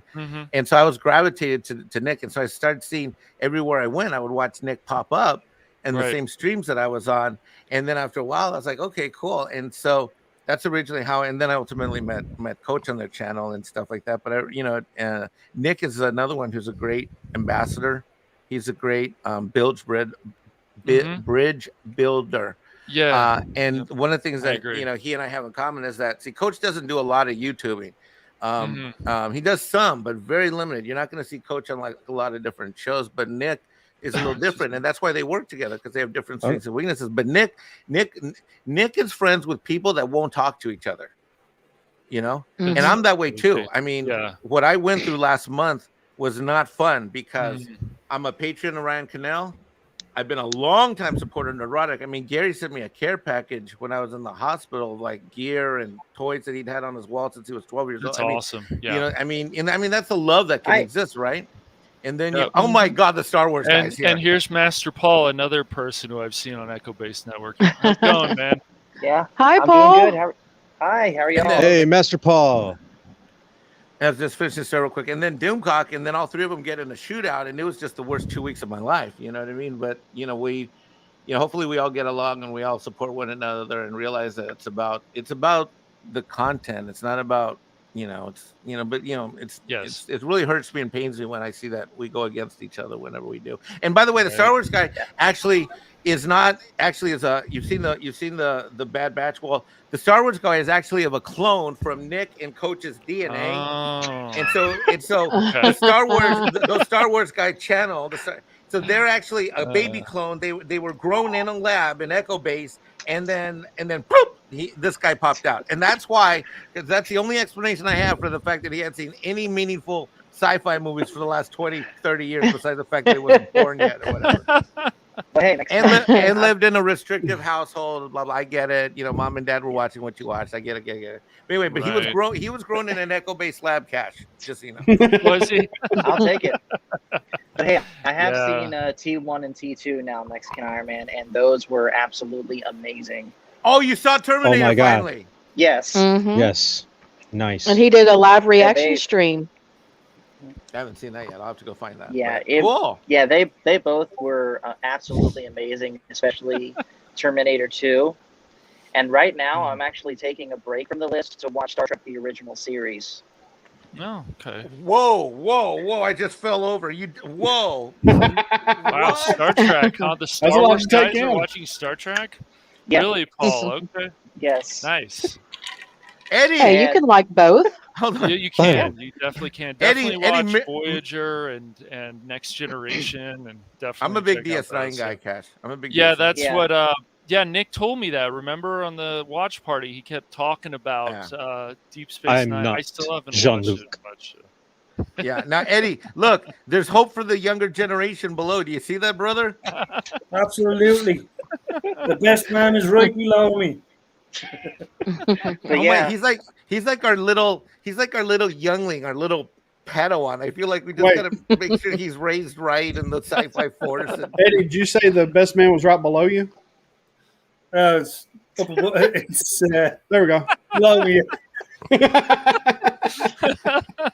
Okay, I'm done. Oh shit! I He's gotta all go. over the place now. I gotta go in like 5-10 minutes. Just FYI, I have another commitment that I gotta go to. Yes. Okay. But yes. No but problem, Mike. but let me ask you a question. When you saw Terminator, Paul, when you saw Terminator and Terminator 2, I'm dying to know this question because you're obviously a couple generations younger than me. You know, when you look at the special effects that are out there now and video games and the special effects that are out there in movies, and you look at the special effects, for example, you go way back to Terminator, which are obviously not the same. Why did you enjoy them so much? To what extent does the story versus the special effects matter, and how does it play out with each other? Well, first off, I can tell you I liked all of the special effects in both movies with one exception, and that was the scene where you see Arnold messing with his eye, and you can tell that that's not Arnold. That's the only problem I had with any of the special effects. But as far as how the special effects relate to the story, I think, with the special effects being not what they are today, the creators almost had to make the story more interesting and exciting to make up for that. Whereas today, they throw all the special effects in the world that they can and just put on a light show and have barely anything for a story. Looking at Transformers, Michael Bay. Mm-hmm. The Rise of Skywalker, which I saw with my kid, I not only fell asleep in, but I walked out with the worst headache. Gary Bueller Gary talked about on a night live stream once where I heard him say that he walked out of The Last Jedi, and I hadn't heard this before recently until just recently I heard him say this, that he walked out of The Last Jedi and had this grueling headache. I had the very same experience when I watched the Rise of Skywalker, and I didn't want to go see it. I wasn't going to go see it. I was done with Star Wars already. But get this, it's Christmas morning, Cash, right? And guess what? My kid gives me as a present 2 tickets that he saved up from his allowance for us to go to the movies, and he was going to pay for the popcorn. He's 8 years old. Oh, wow, that's nice. so sweet. He was 7, I'm sorry, he was 7, about to turn 8. That's really nice, man. That's good from his allowance. And I'm looking at him. He's like, "Daddy, are you excited?" And I'm like, "Yeah, let's go." And then he's like, and then he went out and he pulled out 2 of the lightsabers I got him. He said, "Can we take our lightsabers?" So we took 2 lightsabers, me and my kid, to the movies, and we're holding them while we're watching the Rise of. And he's so young and little, he didn't really get a lot, but he enjoyed it and he had fun.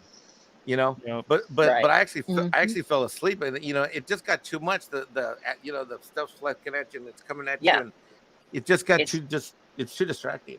That's why we should have got the Trevorrow script. Yeah, it was too discombobulated. It's the only Star Wars movie they ever had to give an epilepsy warning beforehand for. I feel, Mike, that the only reason I clapped in The Rise of Skywalker is like, oh, did they finally explain Rey's story, sort of? Oh, okay. And then you clap, and then you say, did I just clap in this movie? I think I need to drink some alcohol now or something, because what did I do? I clapped because it was over. Yeah, right. Yeah. I just stood up and walked out at the end. Did you really? Well, maybe not right at the end. I did sit there for a little bit and sort of process what I saw. But yeah, I didn't even react. I just let it sink in for a minute and then walked out. Yeah. Okay, you are going to hate me or laugh at me. I don't care. I have watched each sequel trilogy movie 5 times each to try and find something I like about them. Wow. Okay. One You're a scene. glutton for punishment. Dude, how can you do that, dude? How could you possibly do that? Like, Hey, I've He's a been married 3 masochist. times. You know, it's, You what? He's a glutton for Wait, punishment. did you say you've been married 3 times? That's Yeah. what he said. Wow. Yeah. Oh gosh. So I'm getting to be a pro at abuse. So anyway, God. I can find some substance in this. Yeah. but the Uh, only thing I liked about the Rise of Skywalker was Ben Solo coming back from Kylo Ren when Han I Solo agree. was talking to him. oh, That I was the agree. only scene I liked, and Yep. that's the reason it hit me is because I'm a dad. So that pulled at my heartstrings to see the Okay. son come back from the dark talking to his dad. Mhm. You know that was it. This is the same son that stabbed his dad. Yes. Yeah, I right. actually saw a theory on that, and I actually believe it. That Han was Solo- That Han stabbed Solo- himself. Yeah, Solo activated the lightsaber, not Kylo Ren. Han No. did it Mhm. I've heard that No. theory because too. they but weren't fighting, they weren't struggling. No. They just turned. No, I mean, that's the point. Have you ever listened to Chris Cord talk about this scene? That is the exact point.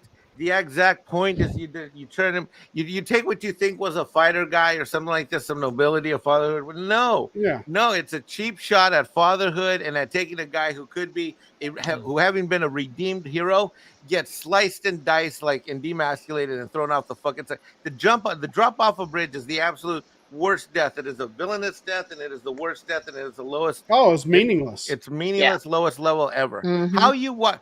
Okay. But the way Disney portrayed him, I could see that theory being true.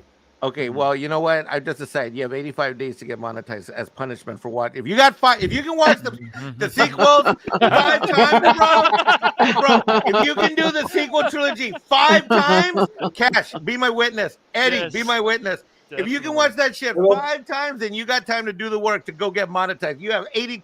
I'm giving you 85 days to get monetized from today. Period. Oh my gosh. I need to You got some work to do. You got some work to do, You got buddy. some work. But you know what? But you know what? I gotta run. I got another commitment. I gotta get ready for. Daryl, here's the good news. Look at all the people around. Everybody around me. Well, I just met Darth, but everybody else around me, I've met in one capacity or another somewhere, if not on the view watch party or somewhere else. But the point is this: you got not only on the screen, but in this chat, you got a lot of people that love you, a lot of people care about you, and you got a great support structure. And you know what? There's some great mentors here. You know, there's some great mentors, and you know who are the best mentors? Are people that are fans of channels like for example, like Cash can be great and Eddie can be great. I think because they've been fans of other channels for so long, and and when you come from that perspective, then it's not like, oh, I want to go on YouTube so I can do this. And I mean, that's a Brie Larson move, right? That's why she wasn't successful, right? Right. She you know, if she genuinely felt the passion for her shitty ass fan base. Oh, did I say that? You did. Hold on. That's You okay. just said it's a Freudian slip. Yes, you Let me just It's tell you a this Freudian much. slip. It's all good. Mexican Iron Man loves himself some redheads and some blondes. So for me to not like Brie Larson, you gotta be one hell of a bitch. Yep. For me not to like Brie Larson, you gotta be one hell of a bitch. Anyway, my point is, let me go back. You got some great mentors, but you know, those of you guys who have like been fans of a lot of channels, see, you're gonna be able to find your voice and then express your voice on YouTube, and that's what'll carry the day. Along with what Fat Steven said earlier, his advice was really on point about being consistent and all that stuff. Anyway, guys, I gotta run. I gotta get ready for something I'm doing with Loki in about an hour, and I gotta call Paulie from Latino Slant real quick. So I gotta run. Tell him I said, thank you. go. All right. Mexican Iron Man, thank See you. you, Thank you Iron Man. so Talk much, to you brother. soon, man. Hey, good luck. Hasta luego. Hasta luego. Hasta luego. And boys, good luck with Love the you, new Mike. channel. Go get them. If you need me, let me know. I'll show up or help or whatever. All right. See you guys later. Appreciate it, man. Thanks. See you later. Bye. Thanks, Take brother. it easy. Thank you so much, man. Yeah. Hey Daryl, I'm gonna go ahead and split too because I'm at work and my break time's over. All right. Thanks for popping in, Paul. Appreciate it, Yeah, buddy. Paul, I'll No talk to you problem. soon, man. Take it easy, All Paul. Bye, Paul. See you later. Take care, buddy. Okay, this day just keeps getting weirder and weirder. Look who else is here now. Yep. Uh-oh. Purple Hello, Valkyrie. love. Oh, and by the way, I have to point out, because I've seen her on stream on Echo Base Network, another strong female who doesn't take people's shit. That's what I've noticed. She's got a great channel. That's too. what I've noticed. Hell yeah. Yes. Yeah. Greetings, Purple Valkyrie. Yeah, I'm subscribed to her channel and I watch her content. Yes. Yep. She's also a Rick and Morty fan, so I give her props for that. Yeah, Rick and I see Morty her on is Loki. great. Rick and Morty is great. I love it. Paint yourself. This has just been the most surreal day for me, guys. It really has. I mean, it's my God. Echo Base Network is having a conversation about Star Trek. I love it. Well, it's Nick. They're talking about DS9. Oh, Nick's in there. What's up, Nick? This is Nick, not Coach. But yeah, the not Comic-Con, but the thing coming up in Arlington, Texas in October. RetroCon. RetroCon. Thank you. English is hard for me because you guys are getting me at my best. but yeah, they're all going to be there. I'm going to be there, and I'm going to live stream from it. No. So that's going to be fun. Well, I'm going to live stream what I can because I imagine there's going to be some shenanigans going on. Maybe always. Well, maybe not by them, but definitely by me. Uh-oh. That's why I don't go out much, because I get into shenanigans and. Oh no. Yeah. Well, you better live stream those shenanigans, dude. Absolutely. But shenanigans are what makes everything so much fun. Absolutely. It's fun. It's good to be good, but it's fun to be bad once in a while. I swear I'm going to shit kick the next bastard that says shenanigans. You're right. Oh my God. Actually, I don't think that's the exact line. Shenanigans. Hey, Farber, where's that place you like to go? We invented shenanigans. Did you see the size of that chicken? Shenanigan? That's what I mean. It's going to be like a scene out of Young Guns where they all do peyote. Do you see the size of that chicken? Now, absolutely, brother. Nothing wrong. Exactly, Matt. I did nothing. Shenanigans. There's a lot of shenanigans in the chat. Speaking of shenanigans, y'all, I know everybody knows about ScarJo and her impending thing with Disney. Oh yeah, fun. God, it's gonna be so much fun. Yep. It'll be interesting. Was it Emma Stone and Emily Blunt? I think are gonna hop on that train. On the rock. Emily Blunt is rumored, yes, but we don't. Rumored? Know for sure. Yeah. I think Emma Stone is also rumored. I'm not sure if that was confirmed or I not. think she's gonna jump on that train. Yeah. Dwayne Johnson is hopping on that as well. Is he? I heard he wasn't. Well, according to Drunk, he was. I see him doing it just for the simple fact that they're already going to stream it straight to Disney Plus. Yeah, they already said they're going to release it in theaters and on Disney Plus. Yep. I guess it depends on how his contract's worded. I'm sure it's worded the same thing as Scarlett Johansson's. I think the good thing about it is that we'll actually get to see the numbers from the movies, what we had online and what we had in the theaters, which will be really interesting to see. Yes. They won't be able to lie about it. Yeah. Yep. Yeah, we'll see. We'll definitely see what happens with that. One thing I can't believe is that they actually played the COVID card against. Oh, Scarlett. for real? Yeah, for real. Well, Disney, they can do great things, but they can also do stuff that just makes absolutely no sense. Yeah. Their souls are stained with the blood of the innocent.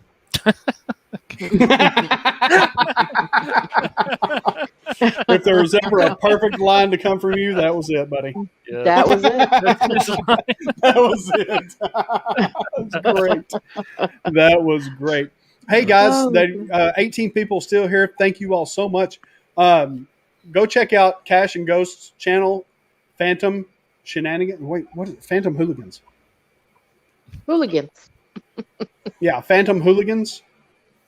And isn't the other two people involved in that too, as well as you, Daryl, or not? You got away from I'll the be on hooligans? Yeah, I mean, I'll be on there every once in a while. I just, excuse me. You guys have to have room to spread your wings. Yeah. You can't be confined to my bullshit. Right. Your bullshit. Oh, dude, a bullshitter knows a bullshitter, and I'm the biggest Isn't it one. then the three of us? Innocent. Isn't aren't you joining too, Darth? Or Yeah, aren't you part of the absolutely. hooligans? Okay, yes. Yeah, Yes. yeah. I mean, we're going to do it. Hooligan all day. Yeah, I mean, I got to have my battle buddy, man. Great, you're a battle bot now. Oh Yeah, gosh. no, when you're around certain people though, like you want to just believe there's going to be better entertainment, because as I keep telling people like Strike and other people, when you're spoiled for so many years by great entertainment and you see what is now, and then you see other stuff from, like, I thought Black Widow was actually pretty good. I know Matt liked it a lot. I know other people liked it, but I want these movies to make me feel something great again. And I'm sure you all agree with that, but I just, Yeah. Absolutely. that's Well, what I Cash.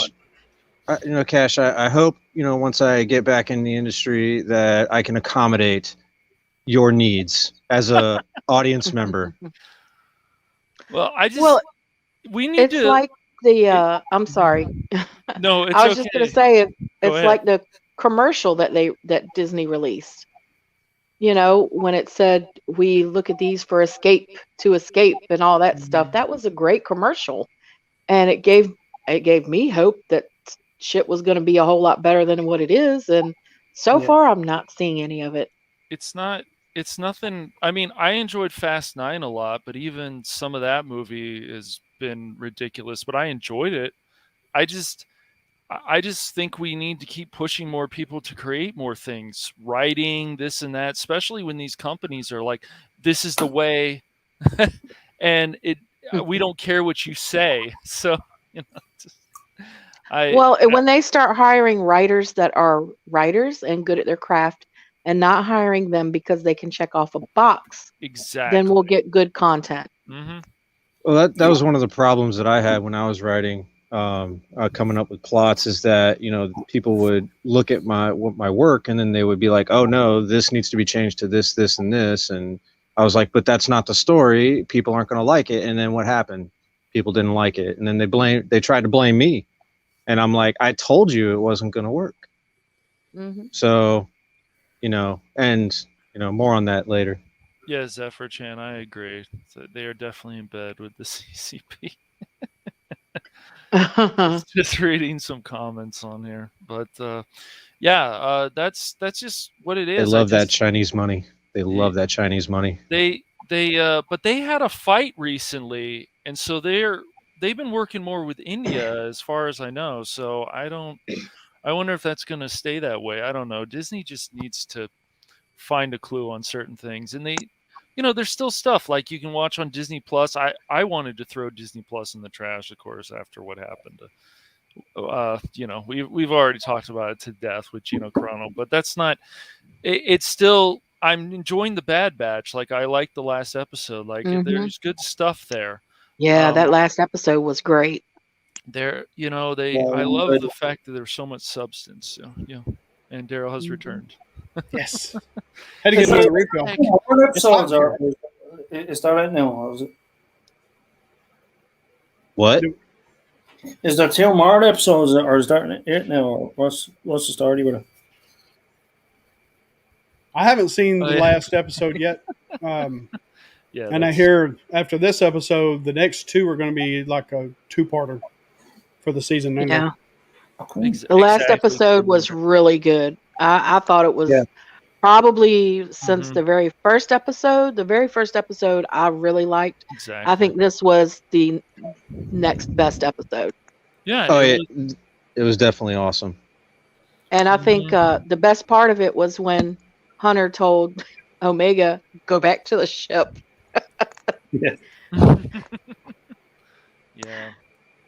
Not up for negotiation. You know what that episode reminded me of? Remind me of if you remember, like when the last we seen of what was it? Was it fucking I'll be Bill watching Bohr? after this. The last we seen Bill Bohr, and In where he's Mandalorian? taking place. Yeah, it was episode 14, Yeah, that's what that reminded me of. chapter 14. It was a great episode. There's no question about it. Oh yeah, and they were sitting at the table, and that Imperial officer was talking to him. You could see him struggling, and he just got that look on his face, and it's like, oh, dude. Yep. Yeah, it was when we seeing Din Djarin for like take the mask off for the first time. Dang it, Matt! Thanks, Matt. Yep, the jailbreak episode. It was a good one. Yes, long live the Empire. Yep. And Strike, I've been thinking for a while Bad Batch was going in that direction of these books right here. Yeah. Which were really, really good. Mm-hmm.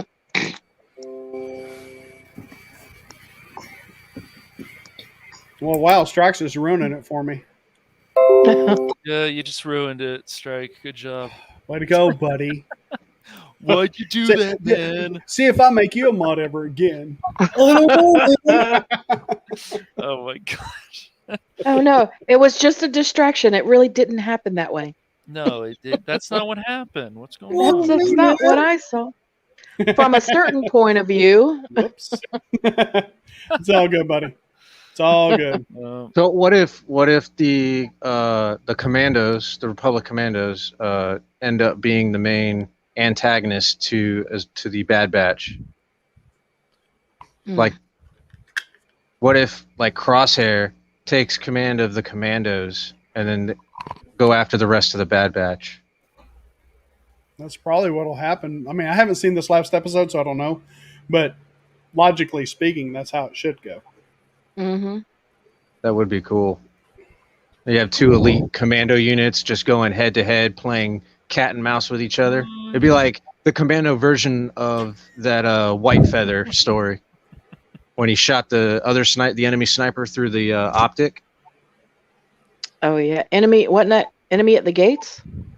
No, that's the Russian sniper. I'm talking about Carlos Hathcock. Oh, okay, I gotcha. Yeah. I know. Hey, does anybody like Sailor Moon? No. Yes. Okay, I don't. There you go. I've watched Never heard of it, but not really. It's okay. I got you, Zephyr. There you go, Zephyr. Yeah, I'm not a fan. Yeah, not buddy. a fan. Oh, Green Lantern has a pun for Strike ruining it.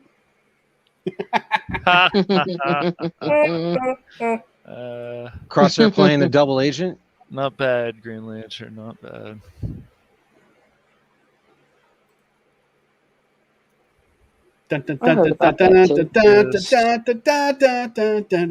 Sometimes we just have to keep blowing up those Death Stars. Dude, every time I hear that music, I think of Family Guy. Oh, right. Yeah. Yeah, I was at that celebration with my brother that year, Daryl. And my brother got to ask Seth MacFarlane a question. We were really close there, yeah. Mm-hmm. Robot Chicken was there. It was pretty cool. Oh, the Robot Chicken. I used to like that show a lot. I don't know what's happened to it, but thank you, Rockers. Well, you see, it's Robot Chicken. That's what happened to it. It got really, really, really weird, and not in a good way, in my opinion. Armo Rampart for the win. I was never really a Robot Chicken fan. Oh, okay. Well, then you got to watch the Super Mario Brothers Robot Chicken. Hey, oh my God, so good. I really like sons of a bitches, you killed my brother. I really like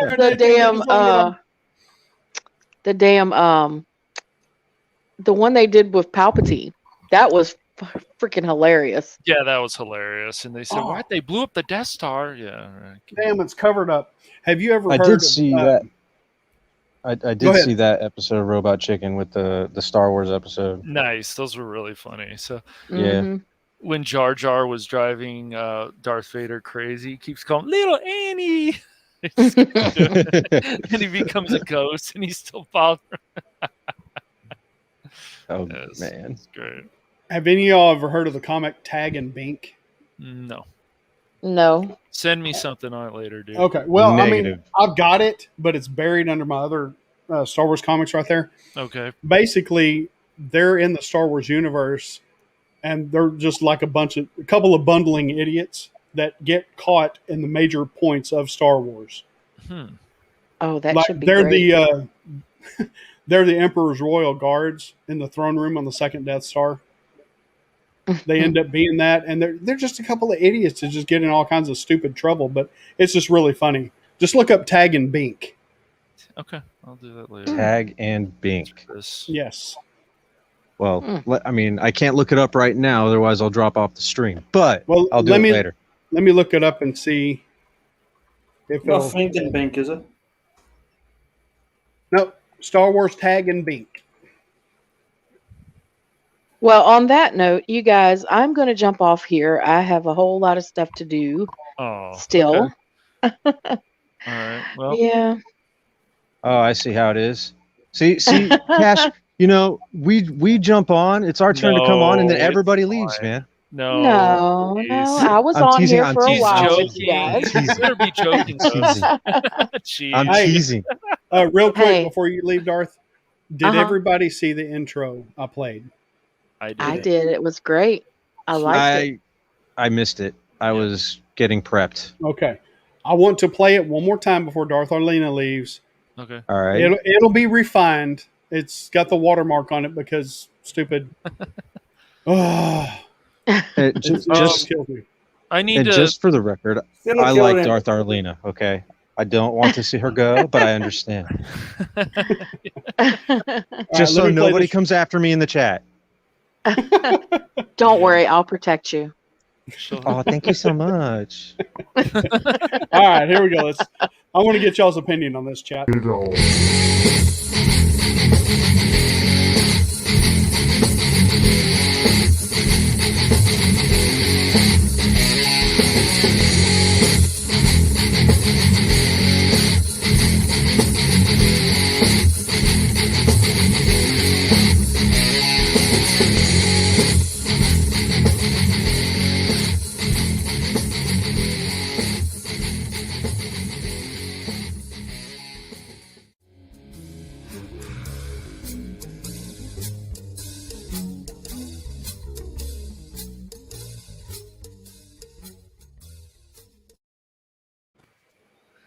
It's pretty cool. Mm-hmm. Like I said, it needs. That is awesome. It's very nice. Thank you. That is awesome. That's a rocking intro. Oh yeah. Thank you. That music was from my old band. So Take We all played- the sequel trilogy stuff out, and you'll be good. well, I threw that in just to be non-biased and Mhm. just like, but well, I mean, because the Knights of Ren, I wanted to see something done with, and that was the only cool thing that happened to them was they got killed. So I'll just threw that in. And Luke doing I like that. Well, if we Daryl, got I the should Trevorrow send script. Ghost Rider and Darth. I should send them the information you sent to me a few days ago, right? For the channel. Oh yeah. I swear, Daryl. I'm gonna find Wow, you you one just of these days, forget buddy. about us, huh, Daryl? Today has been like surreal, and I my mind see is that, totally. dude. I told you your head exploded. Yeah. Oh, yeah. Are you high on your own gases there, Daryl? No, I am. Are you going Hollywood on us? I am high on Hey, life. that wasp And- didn't get you, did it? No, he died. He died a most beautiful death. Good. Oh, good. But no, I have vodka, so I good. Vodka. I have just vodka. Very good. Well, enjoy your vodka, and while you enjoy your vodka, I'm going to get off of here now. All right. Dos Divanya. Das Dos Devanya, Devanya. thank you so much, buddy, for All right. helping Mhm. and co-hosting as always. I appreciate you. And As I guess we'll always. see you tonight. We will see you tonight. Bye, everybody. Take care, buddy. All right. See you. Bye. And then there were 4. Then we're 4. And then there were four. Tonight's the Echo Base, right? And Echo Yes. Base. It is. And Yeah. at 5 p.m. Central, just a little over an hour from now, Loki and Mexican Iron Man have a pre-show to Echo Base. So everybody needs to tune into Stone Loki's channel for that. Oh, Stone yes, Loki. I've Yeah. heard Stone Loki, yes. Mm-hmm. I like Stone Loki. Oh, he's cool. He actually came on my second ever live stream when I still didn't know what the hell I was doing. I mean, I still don't know what I'm doing, but you know what I mean. If this Yeah, is not I the saw right that. group, then I don't know what is, Daryl. Yeah, I mean, There's so much love here, man. there is. There really is. I mean, I got high aspirations for the people I want to have on this show, and that just keeps me asking people, and eventually they say yeah and come on. Like Mexican Iron Man, I've been wanting him on the channel for 4 months. Oh wow! But I could never get him because he's always busy. And it's like, and I never got to ask him, dude, do you ever sleep? Because he's everywhere all the time. Always. I see him on everybody's channels, like everywhere, all the time. Yeah, absolutely. That's great. It's And then Lupita comes in and follows him around too. Nick is a bourbon man. I see. Nick is a Bourbon's good. Jack Daniels and I parted ways 15 years ago under very, very ugly circumstances. Yeah. But for a while, I did enjoy it. Yeah, same thing happened to me with Fireball, ironically. Yeah. Oh, I still drink Fireball every once in a while. Fireball. Nick, since you're here, man, I'm gonna try to watch Deep Space Nine. Try again. I just don't think I can get into it, but I'm gonna try. It's good. Deep Space Nine is so good, man. Like it's so good, and it takes place like Voyager and Deep Space Nine are actually like take place on the at the same time. It's like, so what's going on in the Alpha Quadrant, and then Voyager is also happening, like Voyager's happening in the Delta Quadrant at the same time. So, it's cool. I love Voyager. It was an absolute classic. Voyager was very good. I liked Voyager. Yes. Okay. I'm sorry. Meat is good. Mm-hmm. Zephyr Chan's like Deep Space Rum and Nine. Coke. And Strike, yes, I know you don't sleep, dude. Strike, you've been sleeping talking more, with you though, or playing man. online with you, and all of a sudden we see the sun come up in your window. It's like, dude. I don't even Strike never sleeps. I don't even think Nick heard that thing about Deep Space Nine. He's talking about alcohol right now. Yeah, I don't think he did either. You got to take it one subject at a time. I know. So we got to stick on alcohol. Okay. Hey, dude. Actually, I got to find it. I'm not personally a big drinker, but I've had straight vodka before. That stuff burns. I mean, vodka don't burn at all.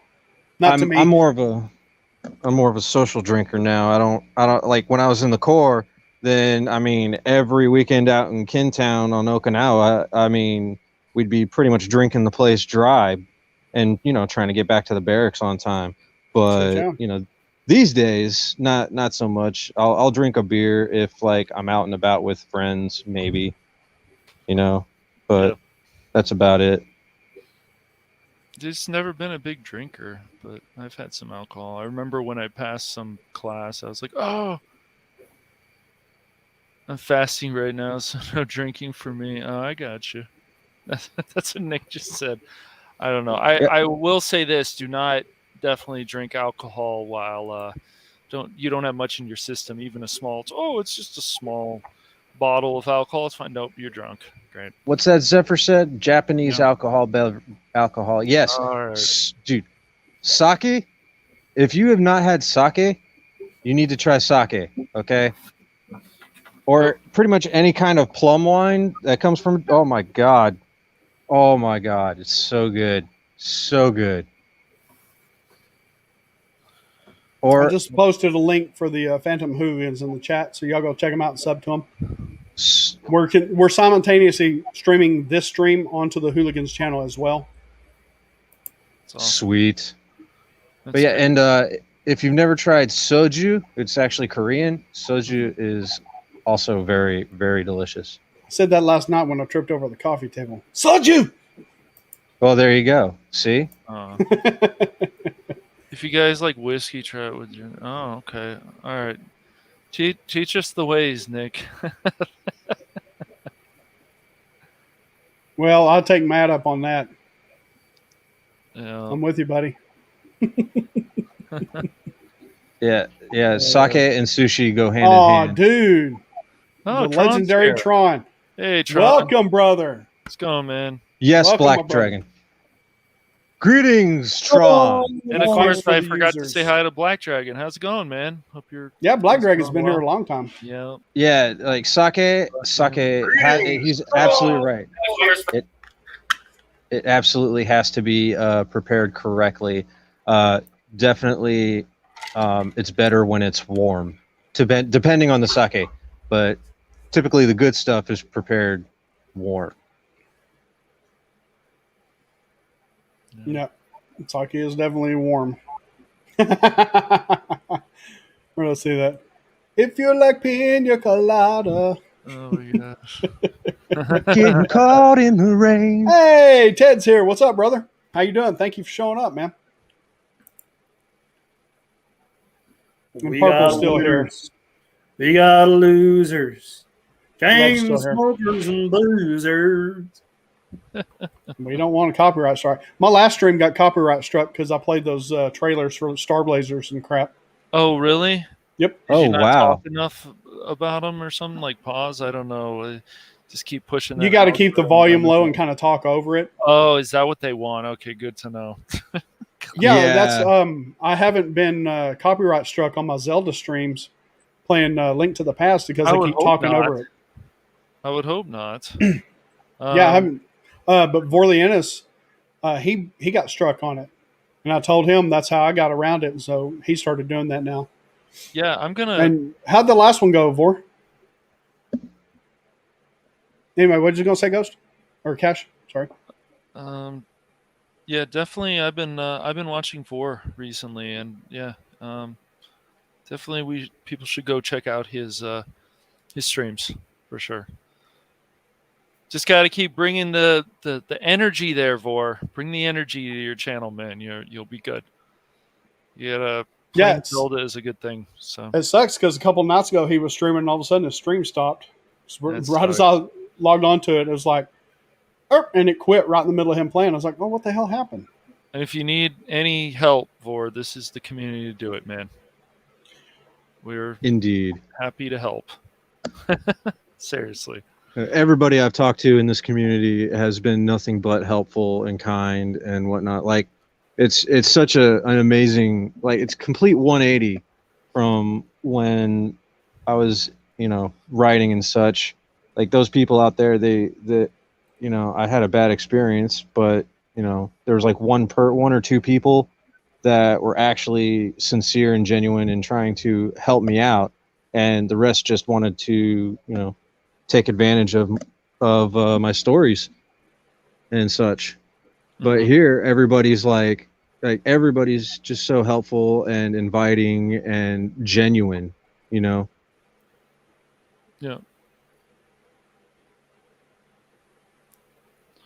I agree with that. Hell yeah. But I don't know. I agree with some of these people. Like, I really don't care if Disney destroys themselves. This whole thing with Scarlett Johansson and now Emma Stone, and if they just explode, maybe it'll be better for the fans in the long run. I don't know. Yeah. Hey, Disney, you can give me a call. I'll help you become a better company. Okay. Just saying. Angry Bat is definitely one of the best things that happened to me, and that's how I met all of you. Absolutely, brother. It's a great place to go. I agree, Strike. 100%. Gentlemen, look who showed up. The legendary Tron. Oh, Tron's here. What's hey, up, Tron. buddy? Silence, users. Tron is about to speak. Hey, Tron. How's it going, man? Hey, Strike. And we got Strike here. So hey, what's up? And now dude, listen to paying coin holders. Oh, dude, I'll send you the money for that as soon as we're done here. I forgot all about it. So I want one. Shoot, yeah. Oh, look. See, like Tron comes on and now everybody's following, He fights for the users. He fights for the users. You know? Absolutely, man. Well, This Tron just got also, good. Let's get Tron in the building. Tron also understands that like Disney screwed over Uprising hardcore, which I'm still bummed about that. That was a quality show, man. That was a good animated Yeah, show. Tron's getting a lot of love in the chat, man. If Strike, have you looked into Tron at all? Into the show, the movies? Yeah, movies? I saw the movies. Nice. Is there a show? There is a show you should look up. I'll send it to you later called okay. Uprising. Yeah, no, I watched the movies, like the original and the sequel. But yeah, I enjoyed it. The first one more than the second one, but I thought the second one was still pretty good. Yeah, I like the second one. Yeah. Matt's saying Jungle Cruise is good. Whatever. Matt's gonna do. Long live the Empire. Like He-Man all over again. I'm sure it's great, Matt. I'm sure it's wonderful. It was a great show. The 3D printing is going good. I just had to order some more filament. I'm still working on one surprise for somebody. Just finished printing Timothy Allen Lenko's Jango Fett blasters. So I got to get a hold of him. Sweet. And send him those. Uh-oh. I actually have an idea for a 3D printer. So if there's any like mechanical engineers in the chat or something, y'all get a hold of me, and I got a really good idea. I think we'll make a lot of money. Just saying. See, Alan understands. And then Matt's gonna be like, "But you gotta watch it. It's amazing." I know what's going on, Matt. You'll tell me later all about it. I need to see it, and it's great, and this and that. Hey, I don't know if Matt, he's a mod now, so he might be able to pop you from the stream mode. I know. That's true. Oh no. Unlimited power. Yeah. Don't let the power go to his head. He's on the dark side of that. Oh man. Just saying. God, we've been going for almost 2 hours. Yes, Holy crap. And there's still 15 people here. I love you all. Thank you so much. Dude, this is what we do. We move from different streams. And so, it's just crazy. Oh, it's you have to watch it before you hate it. Yeah. Can't I just hate it? Say it sucks? Possibly. Well, you can say whatever you want, man.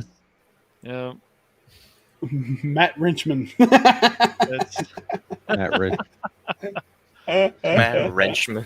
Dude, Matt, you weren't in the channel that day, Daryl. Matt was just driving us crazy, man. Silence. Users. Tron is trying to speak. Oh, hold up. Wait. Go, Tron.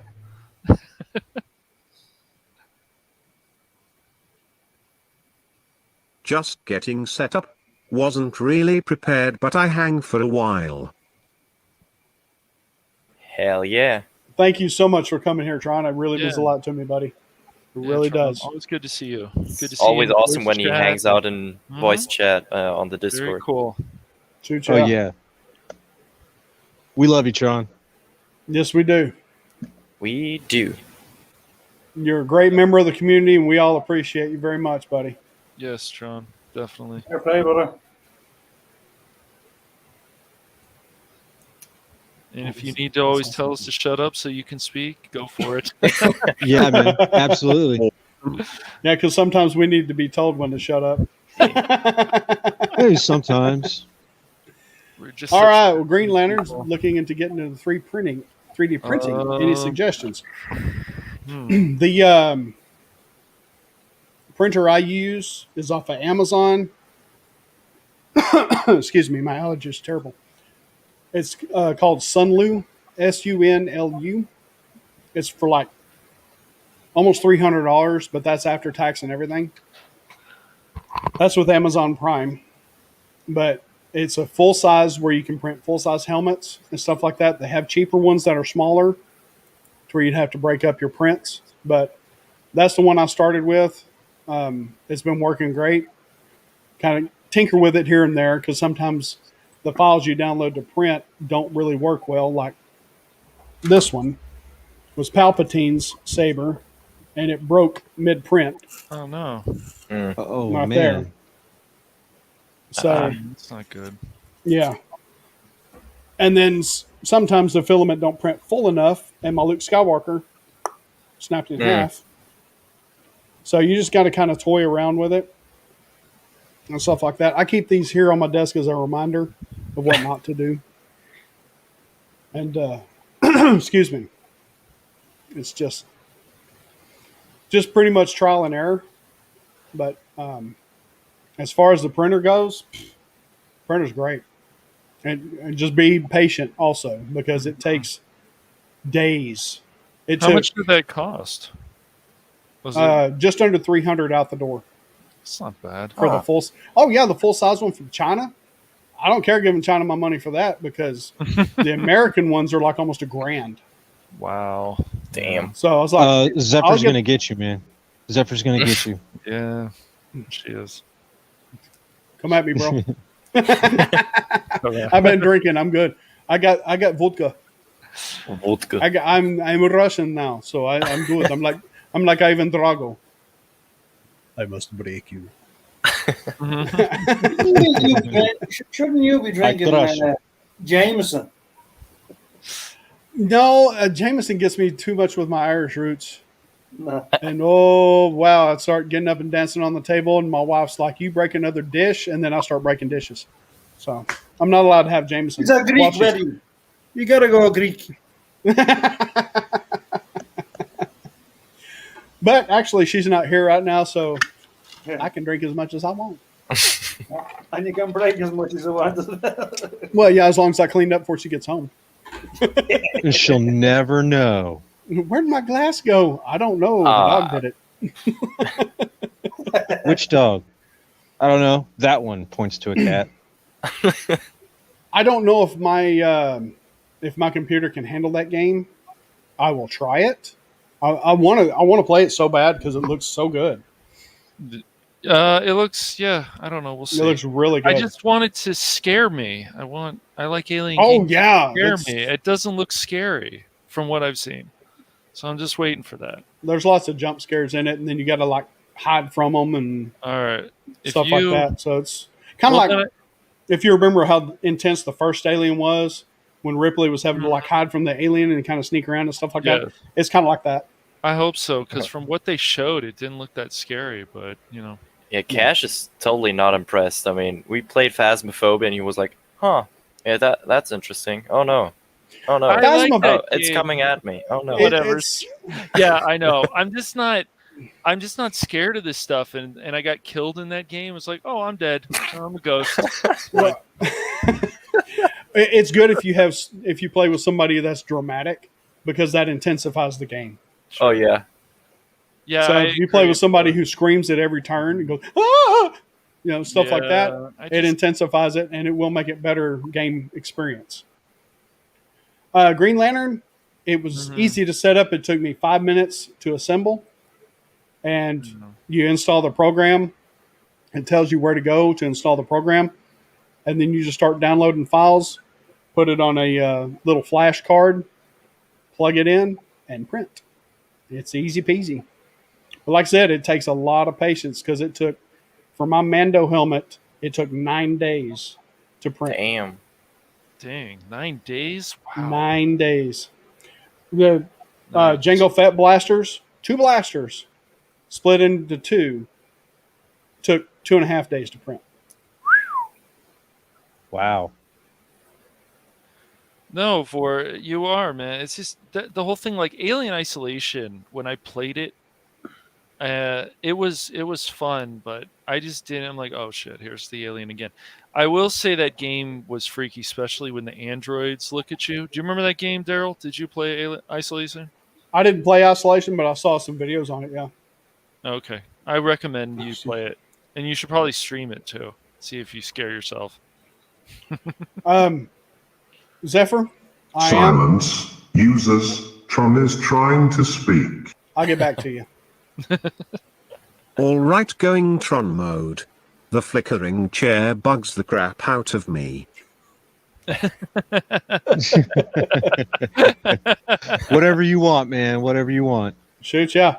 Dude, I love that avatar. That's great. That is so awesome. That is an awesome avatar. That's cool. Very cool. That is. Cool, Tron. It's like I'm envious. Here I am. I got to look at my ugly mug when I could have something as cool as that. It's like, man, that sucks. I'm jealous. It's been crazy, man. The chat. You had Echo Base Network. You had Purple Valkyrie. Dude, and I still got a ton of people here. It's so crazy. cool. It is so cool. Yeah, Zephyr, I have been married 3 times. I have 2 man-baby children.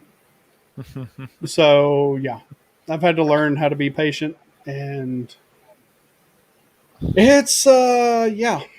Yep. So if you need to bug somebody, there's Daryl. No, well, I mean, when you're from the south, I mean, there's like 2 busy times out of the year, and the rest you're just kind of literally watching plants grow. So, patience kind of comes with the territory, I've noticed. Just saying.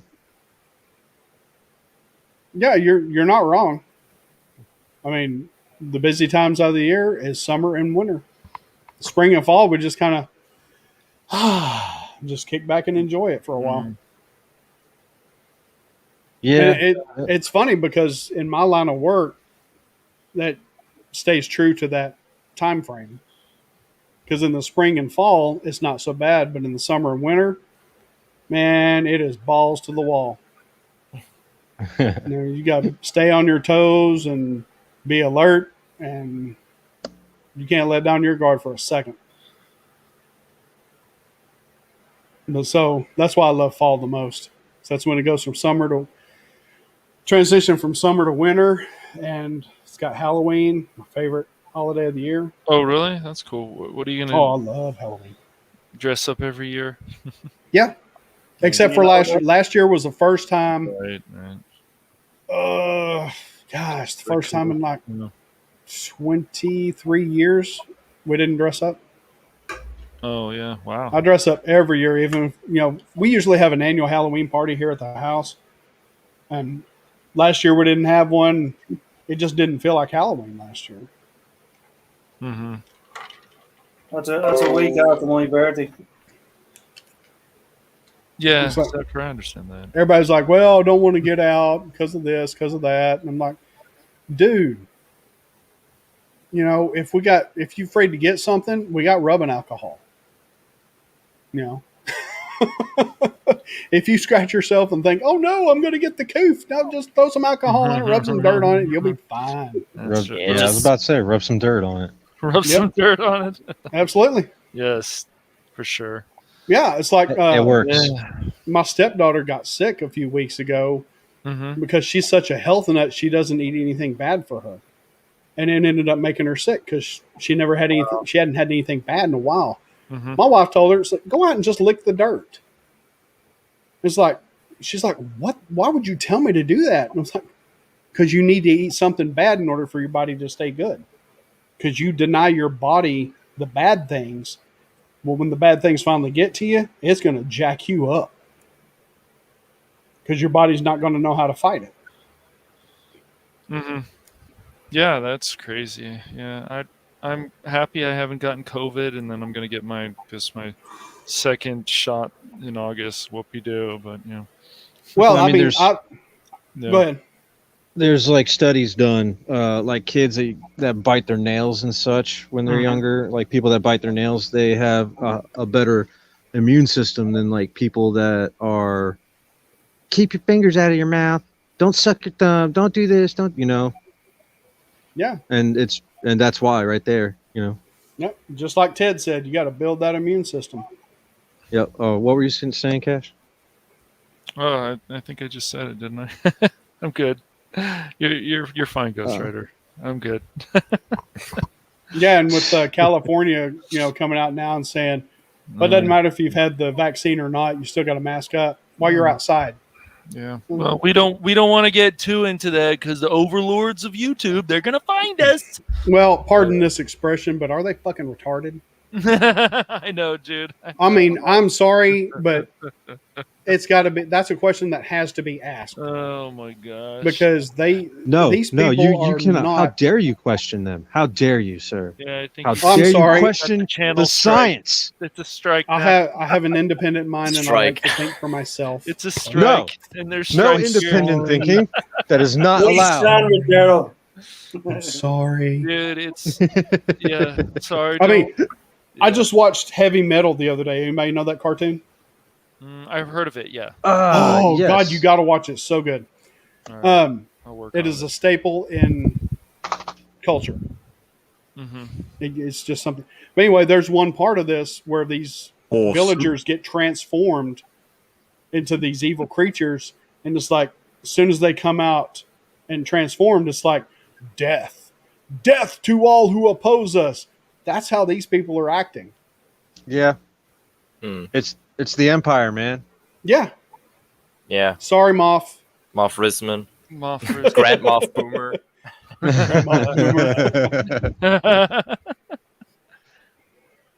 Well, hey, I found a copy of it the other day. I scored that baby. I was at a local game exchange, just looking through all the old Atari games they got, and I just walked through the movie section. I saw Heavy Metal, and I nabbed it. Got it for $3. Yeah. When do you think you're going to do another gaming stream, Daryl? Because I'll definitely join you for that. I'm not. I might do it after this because. Oh. Well, the wife's not here, and as soon as I finish here, I got to let the dogs out, and then Loki and Mexican Iron Man come on it in an hour. Right. I think I can beat that temple I got to go through in about an hour. Okay. I can join you for that. You can talk about Zelda. Yes. Hilarious. Zelda's a fun game, though. Oh, dude, yeah. Mm-hmm. And once I finish Link to the Past, I'm going to start Ocarina of Time. Nice. Those are my two favorite Zelda games. I love them. Mm-hmm. Yeah, I played a lot of Ocarina of Time when I was younger, so a lot younger. I remember getting those gold spiders. I had to get them all. That would be let me. the dogs out, of course. That would be me. Yes. Are we talking about Skulltulas? Well, eventually. All I heard was gold spiders. I don't know. They're just called gold spiders in Ocarina of Time. So no, Skulltulas. There were 100 of them. They're called Skulltulas. Are they? Okay. Yeah, Skulltulas, and there's 100 of them. Okay. Some people call them Scratchy Boys. So I can't call them gold spiders? Fine. You can call them gold spiders. I'm just the proper name is Skulltula. Skulltula. Okay, good to know. Hey, don't worry about sounding repetitive, man. Yes, they are. I bought my stepdaughter one 2 years ago for her birthday, and she loves it. It's like a cross between a flute and bagpipe that doesn't collapse. It's like a bulbous flute. Yeah, they're actually real. They sound really pretty too. Daryl, if you want to do something crazy, play Assassin's Creed 2 and get all the feathers without using any guide, and see how that. What? Dude, I had to figure out a Link to the Past and Ocarina of Time without a guide. Nice. And to find everything. I did both of them. Very cool. 100% game through, but yeah, it took me a while. I remember using a guide a long time ago when I was a little kid to find all the gold spiders. Because it was just a task. But the feathers in Assassin's Creed 2, I was like, I'm not gonna look at a guide. I'll find them all, and I did. It was crazy. Assassin's Creed's a good game series. I like the Odyssey and Valhalla engines better than the original engine. I think. And y'all are gonna hate me. I'm one of the few people who actually enjoyed that movie. Really? Yeah. Well, I enjoyed it as well. Certain parts of it, or the whole it's movie? Okay, Daryl. You're entitled to your wrong opinion. It's okay. You know, I have guilty pleasures, and I have movies that are not mainstream successes, and I absolutely love them. Yeah. It's okay. I enjoy Nickelback sometimes. Dude, Nickelback album got. was good. I don't know why they got all the hate. I really don't. Their I first don't album either. was good. Then they went all kind of emo and stuff. But I still like some of their songs. I mean, Their first Smashing album was good, Pumpkins though. did the same thing, but they didn't get the hate. Oh, with Swan or whatever. Yeah. Yeah, after their breakout album, yes. they just came out with depression rock, and different. everybody made fun of them, but nobody hated on them for it. Oh, dude, Mike Likes Tacos is here. How you doing, buddy? And you're right, no one is perfect. No one is. Dude, I'm first in line in that category. Yeah. I want my Nickelback. Except I still Ray. like that Ray's song. perfect. What was it? Hero. That Chad did. Hero. Yeah, with Josie Scott from that was a Saliva. Cool song. That was on. Yes. That was on the Spider-Man soundtrack. Mm-hmm. Yep. Look, Green Lantern, I got your nickel. Okay, you ain't getting it back. Yeah. Dude, we are having a blast. We've been here for over 2 hours. Yes. It has been a very surreal day. Had Mexican Iron Man, Fat Steven Seagal, Echo Base Network, Latino Slant, Clobbering Times, Purple Valkyrie. Mm-hmm. Did I leave anybody else out? The Iron Mike. It's been so crazy today. Zephyr, we got Tron, we got Tron showed up. Echo Base. Users, Tron is trying to speak. Oh. What's up, buddy? Alright, so I noticed in chat they love my avatar. I used a different one but very much outdated and stock one from Face Rig, so I research on how to make my own, so it took me a day to figure out the stuff. Honestly, it would be awesome to have a Super Saiyan Tron in here. That would be sick. That would be cool. We need to get some of our computer fellers on that for him. I know we got some. Heck yeah, man. We got graphic artists somewhere. Oh yeah. I'm sure Lord Crit could probably do something. Oh yeah, I didn't think about that. Crit. Yeah, I mean he's also like chilling in VR and stuff, like as Boba or as Luke, Darth Maul. Mm-hmm. You could probably pull it off. I mean, I like your avatar, Boba Fett with Ula. Boba the Chad. Dude, that reminds me of Chad Vader. You ever watch him? You ever see Chad Vader? Oh. Look up Chad Vader. Look up Chad Vader. Okay, hold on. Chad Vader is hilarious. Yeah. No. Oh. Man. That would be sick. Super Saiyan Tron. That would be sick. It's like when he goes silence, Tron is trying to speak to go all Super Saiyan at that moment. Just, that would be sick. Right? Oh, that'd be so sick. That would be cool.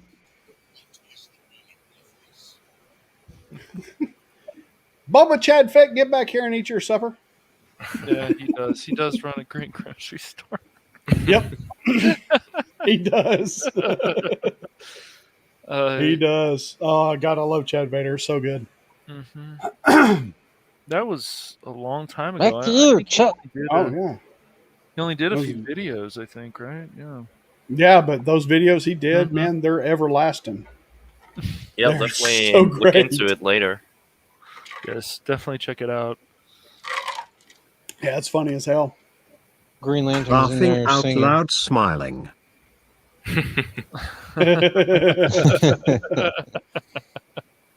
Oh, yeah, I heard that. Oh, yeah. I heard Larry the Stormtrooper is hilarious. I haven't watched that yet. Yeah. That is funny. I'll check that out later. Yeah, there is some pretty. Does he pretty actually funny hit stuff his on there. targets? No. Yeah. No. Definitely not. No. Yeah. No. Oh, okay. I have not seen Larry the Stormtrooper. I think one of my favorites. I'll have to go check that out when we're done. Yeah, definitely. I think one of my favorites is like the videos where they fight the Karen, basically. So like it's a shop in the Death Star, and like Karen shows up. It's pretty good. Oh my gosh. Oh man, the dreaded Karen. Karen. Yeah. Darth Karen. That actually, you know what? I'm going to copyright that persona, Darth Karen. Or is that already a thing? I'm going to have to check. Probably a thing. Probably is a thing. I think it is on TikTok. Maybe. Probably. No. All the good things are already taken, man. Guys, we are up to 113 subscribers. Fantastic. Man, I love you all. That is so cool. Woohoo! Thank you all so much. That is awesome. And we still got 12 people here at 2 hours and 15 minutes. And a Thank million you, more on the everybody. way. That is Yep. sweet. Your channel's gonna keep growing, dude. It's just, I'm happy for a lot of the it is. community. X-Wing, dude, I love Daryl, that. and everything. It's just awesome. I love New Troops. people. Troops is Oh yeah, so good. that's yeah. Oh my god, I love that. I actually have that on my computer somewhere, but I don't want to play it online because I don't want to get copyright struck. again. No, we don't want that. I don't want the overlords at YouTube to go. Okay, let me be a shill for a second. There you go. I don't like making that, but No. bring it on, buddy. Let's do it. We got your back. Yeah, we got you, man. We'll check your stuff out. And Yes, I'm going to. Yeah. That's the first one that started loading up when I got on the website. yeah, And I paused it so I can go watch it after this. because and so we'll definitely Green Lantern, you just come out whenever you're ready, man. We love you Yeah. just the same. Don't worry. bring the heat, you know. Shoot, yeah. Need well, animators. it's a Dude, just ask the yes. community. There are so many people with different skills, and they're all so happy to help wherever Yep. they can. Oh yeah. Just Definitely. ask. Definitely. Yeah, that's what I was saying earlier. You know, like before, when in the industry, people are always like, it's always so cutthroat, and people are like, they'll use your weaknesses just to, push you in front of traffic. Here, they do nothing but try to help you out and lift you up. It's so wonderful, and being in this community. There are good people in the industry, but it's like few and far between. Most, at least from what my experience was, but that's why I'm going back to film school. That was my biggest thing, was when I was working in there. The biggest thing that was thrown in my face was that I didn't have film school under my belt. And so now I'm going back to I'm going to film school too. So then they can't be like, oh, you don't have film school. I'm going to be like, look, Karen, shut up. What's this? You know what's funny? My sister's name is Karen. I'm sorry. Any actual Karens out there? I'm very sorry. No. The Karen that She I'm talking can about be. knows who I'm talking about. She can be a Karen. That's for sure. Let's see if I can find it. If you can get Green Lantern, if you can ever get a hold of my compadre here, the Angry Snow Trooper, he can draw stuff like this. That's him. He just drew that. Oh, nice. Yeah. Samurai Boba. Yep. Yeah, I'll be that Nope, good in wrong about, maybe 10 years. And he also drew a biker scout. Sweet. Nice. Yeah, I mean that's just him. He's always done that since we were kids. I mean, That I've one known might this- take me 5 years. Yeah, I've known him. I met him because of Star Wars. I moved to a new town when I was just turned 6. Watched Star Wars, and then started school the following September. Met him, and he's like, "Oh, I just saw Star Wars. And it was great." And I was like, and we've been friends ever since. That was 44 years ago. That's Sweet. awesome, dude. Star Wars bringing people together since its inception. Absolutely. Definitely. Mm-hmm. Absolutely, man. Yep. Thank you. I will let him know. He was actually supposed to be here today in the chat, and he didn't show up, and I'm going to chew his ass. How dare he? Oh. Surely take him out the back and tar and feather him. Well, I mean, I got to give him some slack because he's a bartender at a strip club. Oh, okay then. I got to give him props for that. That's good money. Well, I mean, I wouldn't want to come on. I wouldn't want to waste time on a freaking chat if I was a bartender at a strip club. I'd be too busy pouring drinks. He didn't have to be there for a couple of hours. Black Dragon. Well, then there's no excuse. Dude, I can barely draw stick people that look like stick people. It's a work in progress and stuff. But yeah, there's definitely people in the community, including Kokoro and Seiya, who can draw. So there's some other people. Yeah. Yeah, and Crit's got talent too. Mm-hmm. How'd you pass land nav, Black Dragon? Just curious. Oh. 2 TV shows working on Steampunk. Cool, Green Lantern. Nice. Man, I'm starting to see Green Lantern all over the place now too. So yeah, been in different streams.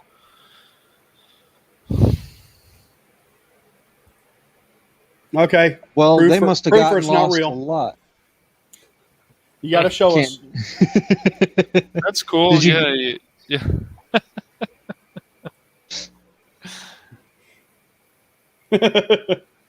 Oh.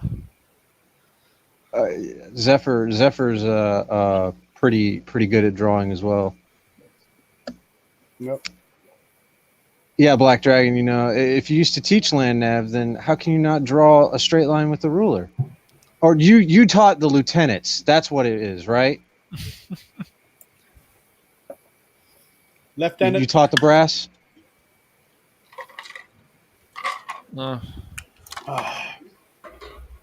He knows I'm just joshing him. Silence. Users. Tron is trying to speak. Silence.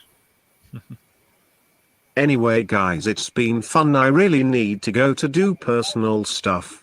Don't know if I will make it tonight. Lately, I've been slacking on streaming and it's hurting my extra funds for stuff. The weekends are Twitch only. Feel free to come by. Absolutely, brother. Awesome. Hell yeah, Tron. Yeah. When you streaming, we'll be there. Much love and thank you so much for being here, man. I really appreciate it. Have a that good means one. a lot. Take care, man. Take it easy, Tron. And with that, I think we need to, man, it's almost 2.5 hours. Yeah. I am sweatier than hell because I got no air conditioner in this room. What's wrong with you? My light company, they don't like to give me extra power or give me the right amount of power. So my air conditioner started tripping the breaker when it wasn't before. Well, go build a solar panel or something. Well, I'm not engineer. Just actually, I could MacGyver probably something together and yeah, go to the dollar store and buy a bunch of them little solar lamps and then just wire them together. What's that? You go make yourself a giant potato and lemon battery or something, Yeah, I could probably do that. Had to rewatch MacGyver to make sure I don't blow myself up. Oh no! Don't do that. That'd be bad. Then that would be a real Irish funeral. What happened? It was death by potato. Everybody dies until their tears are dry. By potato. back in the 70s, we had a thing called a coffin race, whereby we would get to the cemetery as quickly as possible and then to the pub.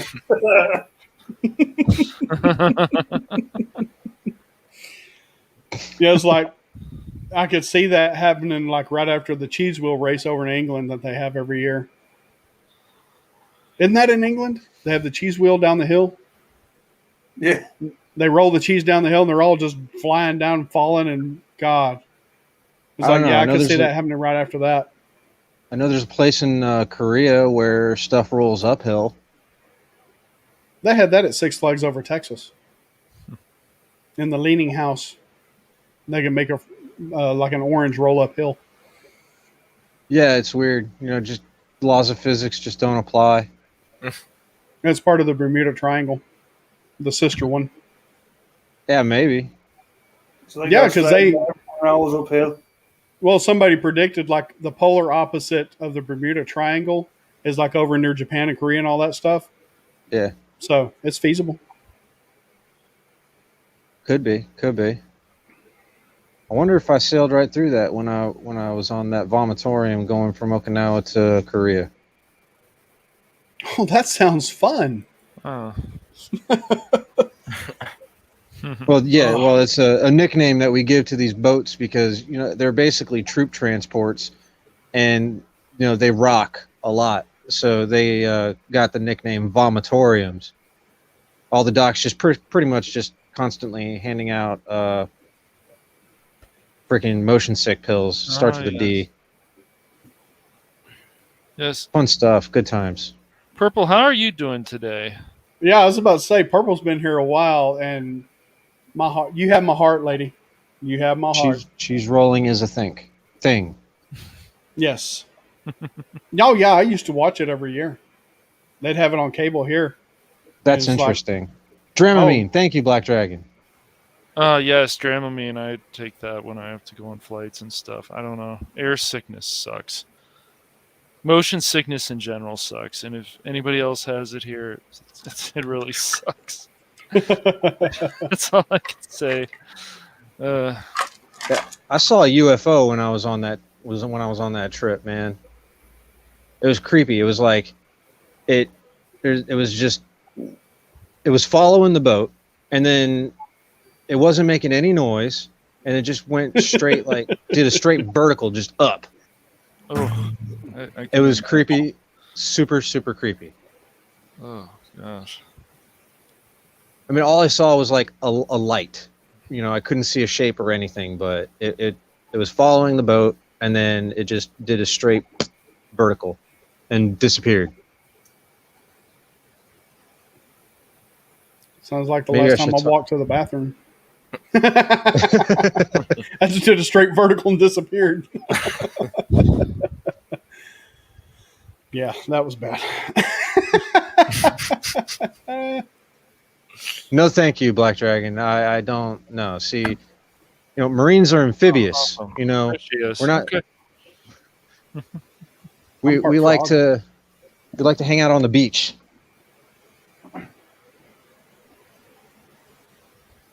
Very awesome. Yeah, it's a bummer. I don't know. Yeah, I agree with Matt. Like, I don't have sickness for that, but the thing on flights is I don't want to sleep while that thing is flying, just for the sake that I wouldn't feel comfortable not being aware if something happens during the flight. I want to be awake. It's not fun to have motion sickness. I even ended up. It was horrible. I remember I was with my friend at Magic Mountain, and it was he's like, "Okay, we're gonna go on every ride, and we're not gonna take a break." Oh yeah, that did me in. I think I ended up in the health center at the Magic Mountain place, and my friend came, and he was trying to get with this woman, and it was a crazy situation, and it was yeah, I felt so bad, Daryl. I got sick, and it just did my head in. I went on Goliath, and I just a few other rides, and that was it for me. And I would, Thanks for being our average, buddy. All right, average. Yeah, average. Take it easy, average. Yeah, it sucks to have motion sickness. My body just can't go on all these different rides, roller coasters. It's not when they're really fast. It'll just do me in after a while. Yeah. I'm one of them crazy people that you see who's riding the roller coasters. Everybody's getting thrown around. They're going ah! I'm laughing Nice, my ass nice. off. I love coasters, man. Just yeah, oh. it's they so can be sick. cool. It's just when it's going max speed like that, it's just yeah. Any of y'all been to Busch Gardens, Williamsburg in Virginia? No, I haven't. Nah, just me. Man, where's Darth Arlene when you need her, man? She'll be back. I'll make sure she gets the info and stuff. So. Oh, there's one coaster. All the roller coasters at Busch Gardens, Williamsburg are awesome, but my favorite one's called Apollo's Chariot. Right, and it at one point it was the tallest roller coaster in the world, and that was like when it first opened. When it first opened, my cousin and we actually got to get early access to the park, and we did like 20 consecutive rides in a row from like every different seat on that roller coaster. It was great. That's pretty cool. Yeah. Yeah, when I went to Magic Mountain that year, like I think it was what was the roller coaster that goes backwards at Magic Mountain for Halloween? I can't think of it now. Do you guys remember? No. Never been to Magic Mountain. Oh, really? Nope. Has anybody else been to Magic Mountain here? No. Magic Mountain here in Ohio? That works, yeah. I mean, any place. It doesn't matter. I only went to the one here in California because, of course, I live here. So, but I have not been to Magic Mountain. Oh, okay. Well, well, they have during Halloween they have a coaster that goes backwards and stuff. That's pretty cool. I can't remember what it's called. But if you want a 250-foot drop, go on Goliath. If you ever go to Magic Mountain, that's pretty intense. Yeah, we got one here at Six Flags called the Titan. It's a 238-foot drop. Nice. Yeah. Me and my son rode it. It was about 15 years ago. And he was like 7. So he's like, Dad, I want to ride this one. I want to ride this one. It's like, you sure? He's like, yeah. All right. So we rode it. I'm laughing at the same time. He's holding on to that bar going, scared shitless. We got off that ride. It is. We got off that ride. He couldn't stand up. I'm sitting there walking around like nothing happened. And he's like, Dad, I need a minute. It's like, you sure, buddy? You okay? Dude, I remember the feeling like when for these big rides where they have like the minimum height you need to ride them. Like once you reach like the height for the bigger ones, you're like, oh yes, finally, let's go. And then you're on the ride and it's just holy fucking shit. Oh man. Mm-hmm.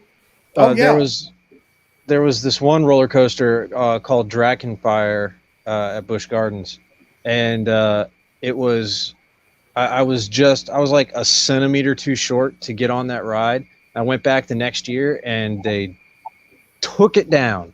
And I was, I had gone through a growth spurt and I shot up like 3 inches and I'm like, yes, I get to go on it. And they took that son of a bitch down. I was so sad. Everybody gives Zephyr a sad face. Very sad face. Yeah, we had one when I was finally tall enough to ride the big rides. We'll get you some platform shoes, Zephyr. Well, sorry. Yeah. It was the Judge Roy Screamer at Six Flags. And I was riding it with my sister. And, well, for some reason, the bar that goes across your lap to hold you in didn't go down all the way. And once the ride started, you could not move it. So I had about that much space between my waist and the bar. And as soon as we dropped down that first hill and went over the second one, I grabbed and wrapped both of my arms around that bar because I was going out. My butt left the seat. And I flipped over the bar and landed in the floor, and I just stayed there like this until the ride ended. Damn. Yeah. That's awesome. Cue the Mission Impossible music. Yeah, dun, dun, dun, dun, dun, dun, Right. dun, dun. Mission Impossible hell. I was more like, oh, if you could find a song for shitting yourself, that would have been it. Because that's what I did. I was like, oh my God, this is crazy. This is crazy. Well, guys, I think I'm going to kill it. Yeah. I've got to go let the dogs out, and I've got to let myself out. Okay. I'm let the dogs in out? the backyard. Yeah. Yeah, for sure. Dogs are going to poop on one side of the backyard. I'll be on the other. All right. Well, thanks everybody for coming, and Yeah, I'll see thanks y'all at everybody for Echo being Base here. Network. Yeah. Absolutely. Thanks for Thank you having us guys for on. showing up. No It's problem. always a good time. Hell yeah. Definitely. Always a good time. And if y'all haven't, go subscribe to Phantom Hooligans. Yes. I threw the link up in the chat earlier. Awesome. Yep. And yeah, go give them a sub. And some good things are coming with them. And eventually, yeah. Yeah. Well, thank you all so much for being here. I appreciate it very much. And we will see y'all at Echo Base later tonight. And if you're watching this after the fact, God bless you for making it this far. Be sure to like and subscribe. How are We'll you catch still you in the next alive? one.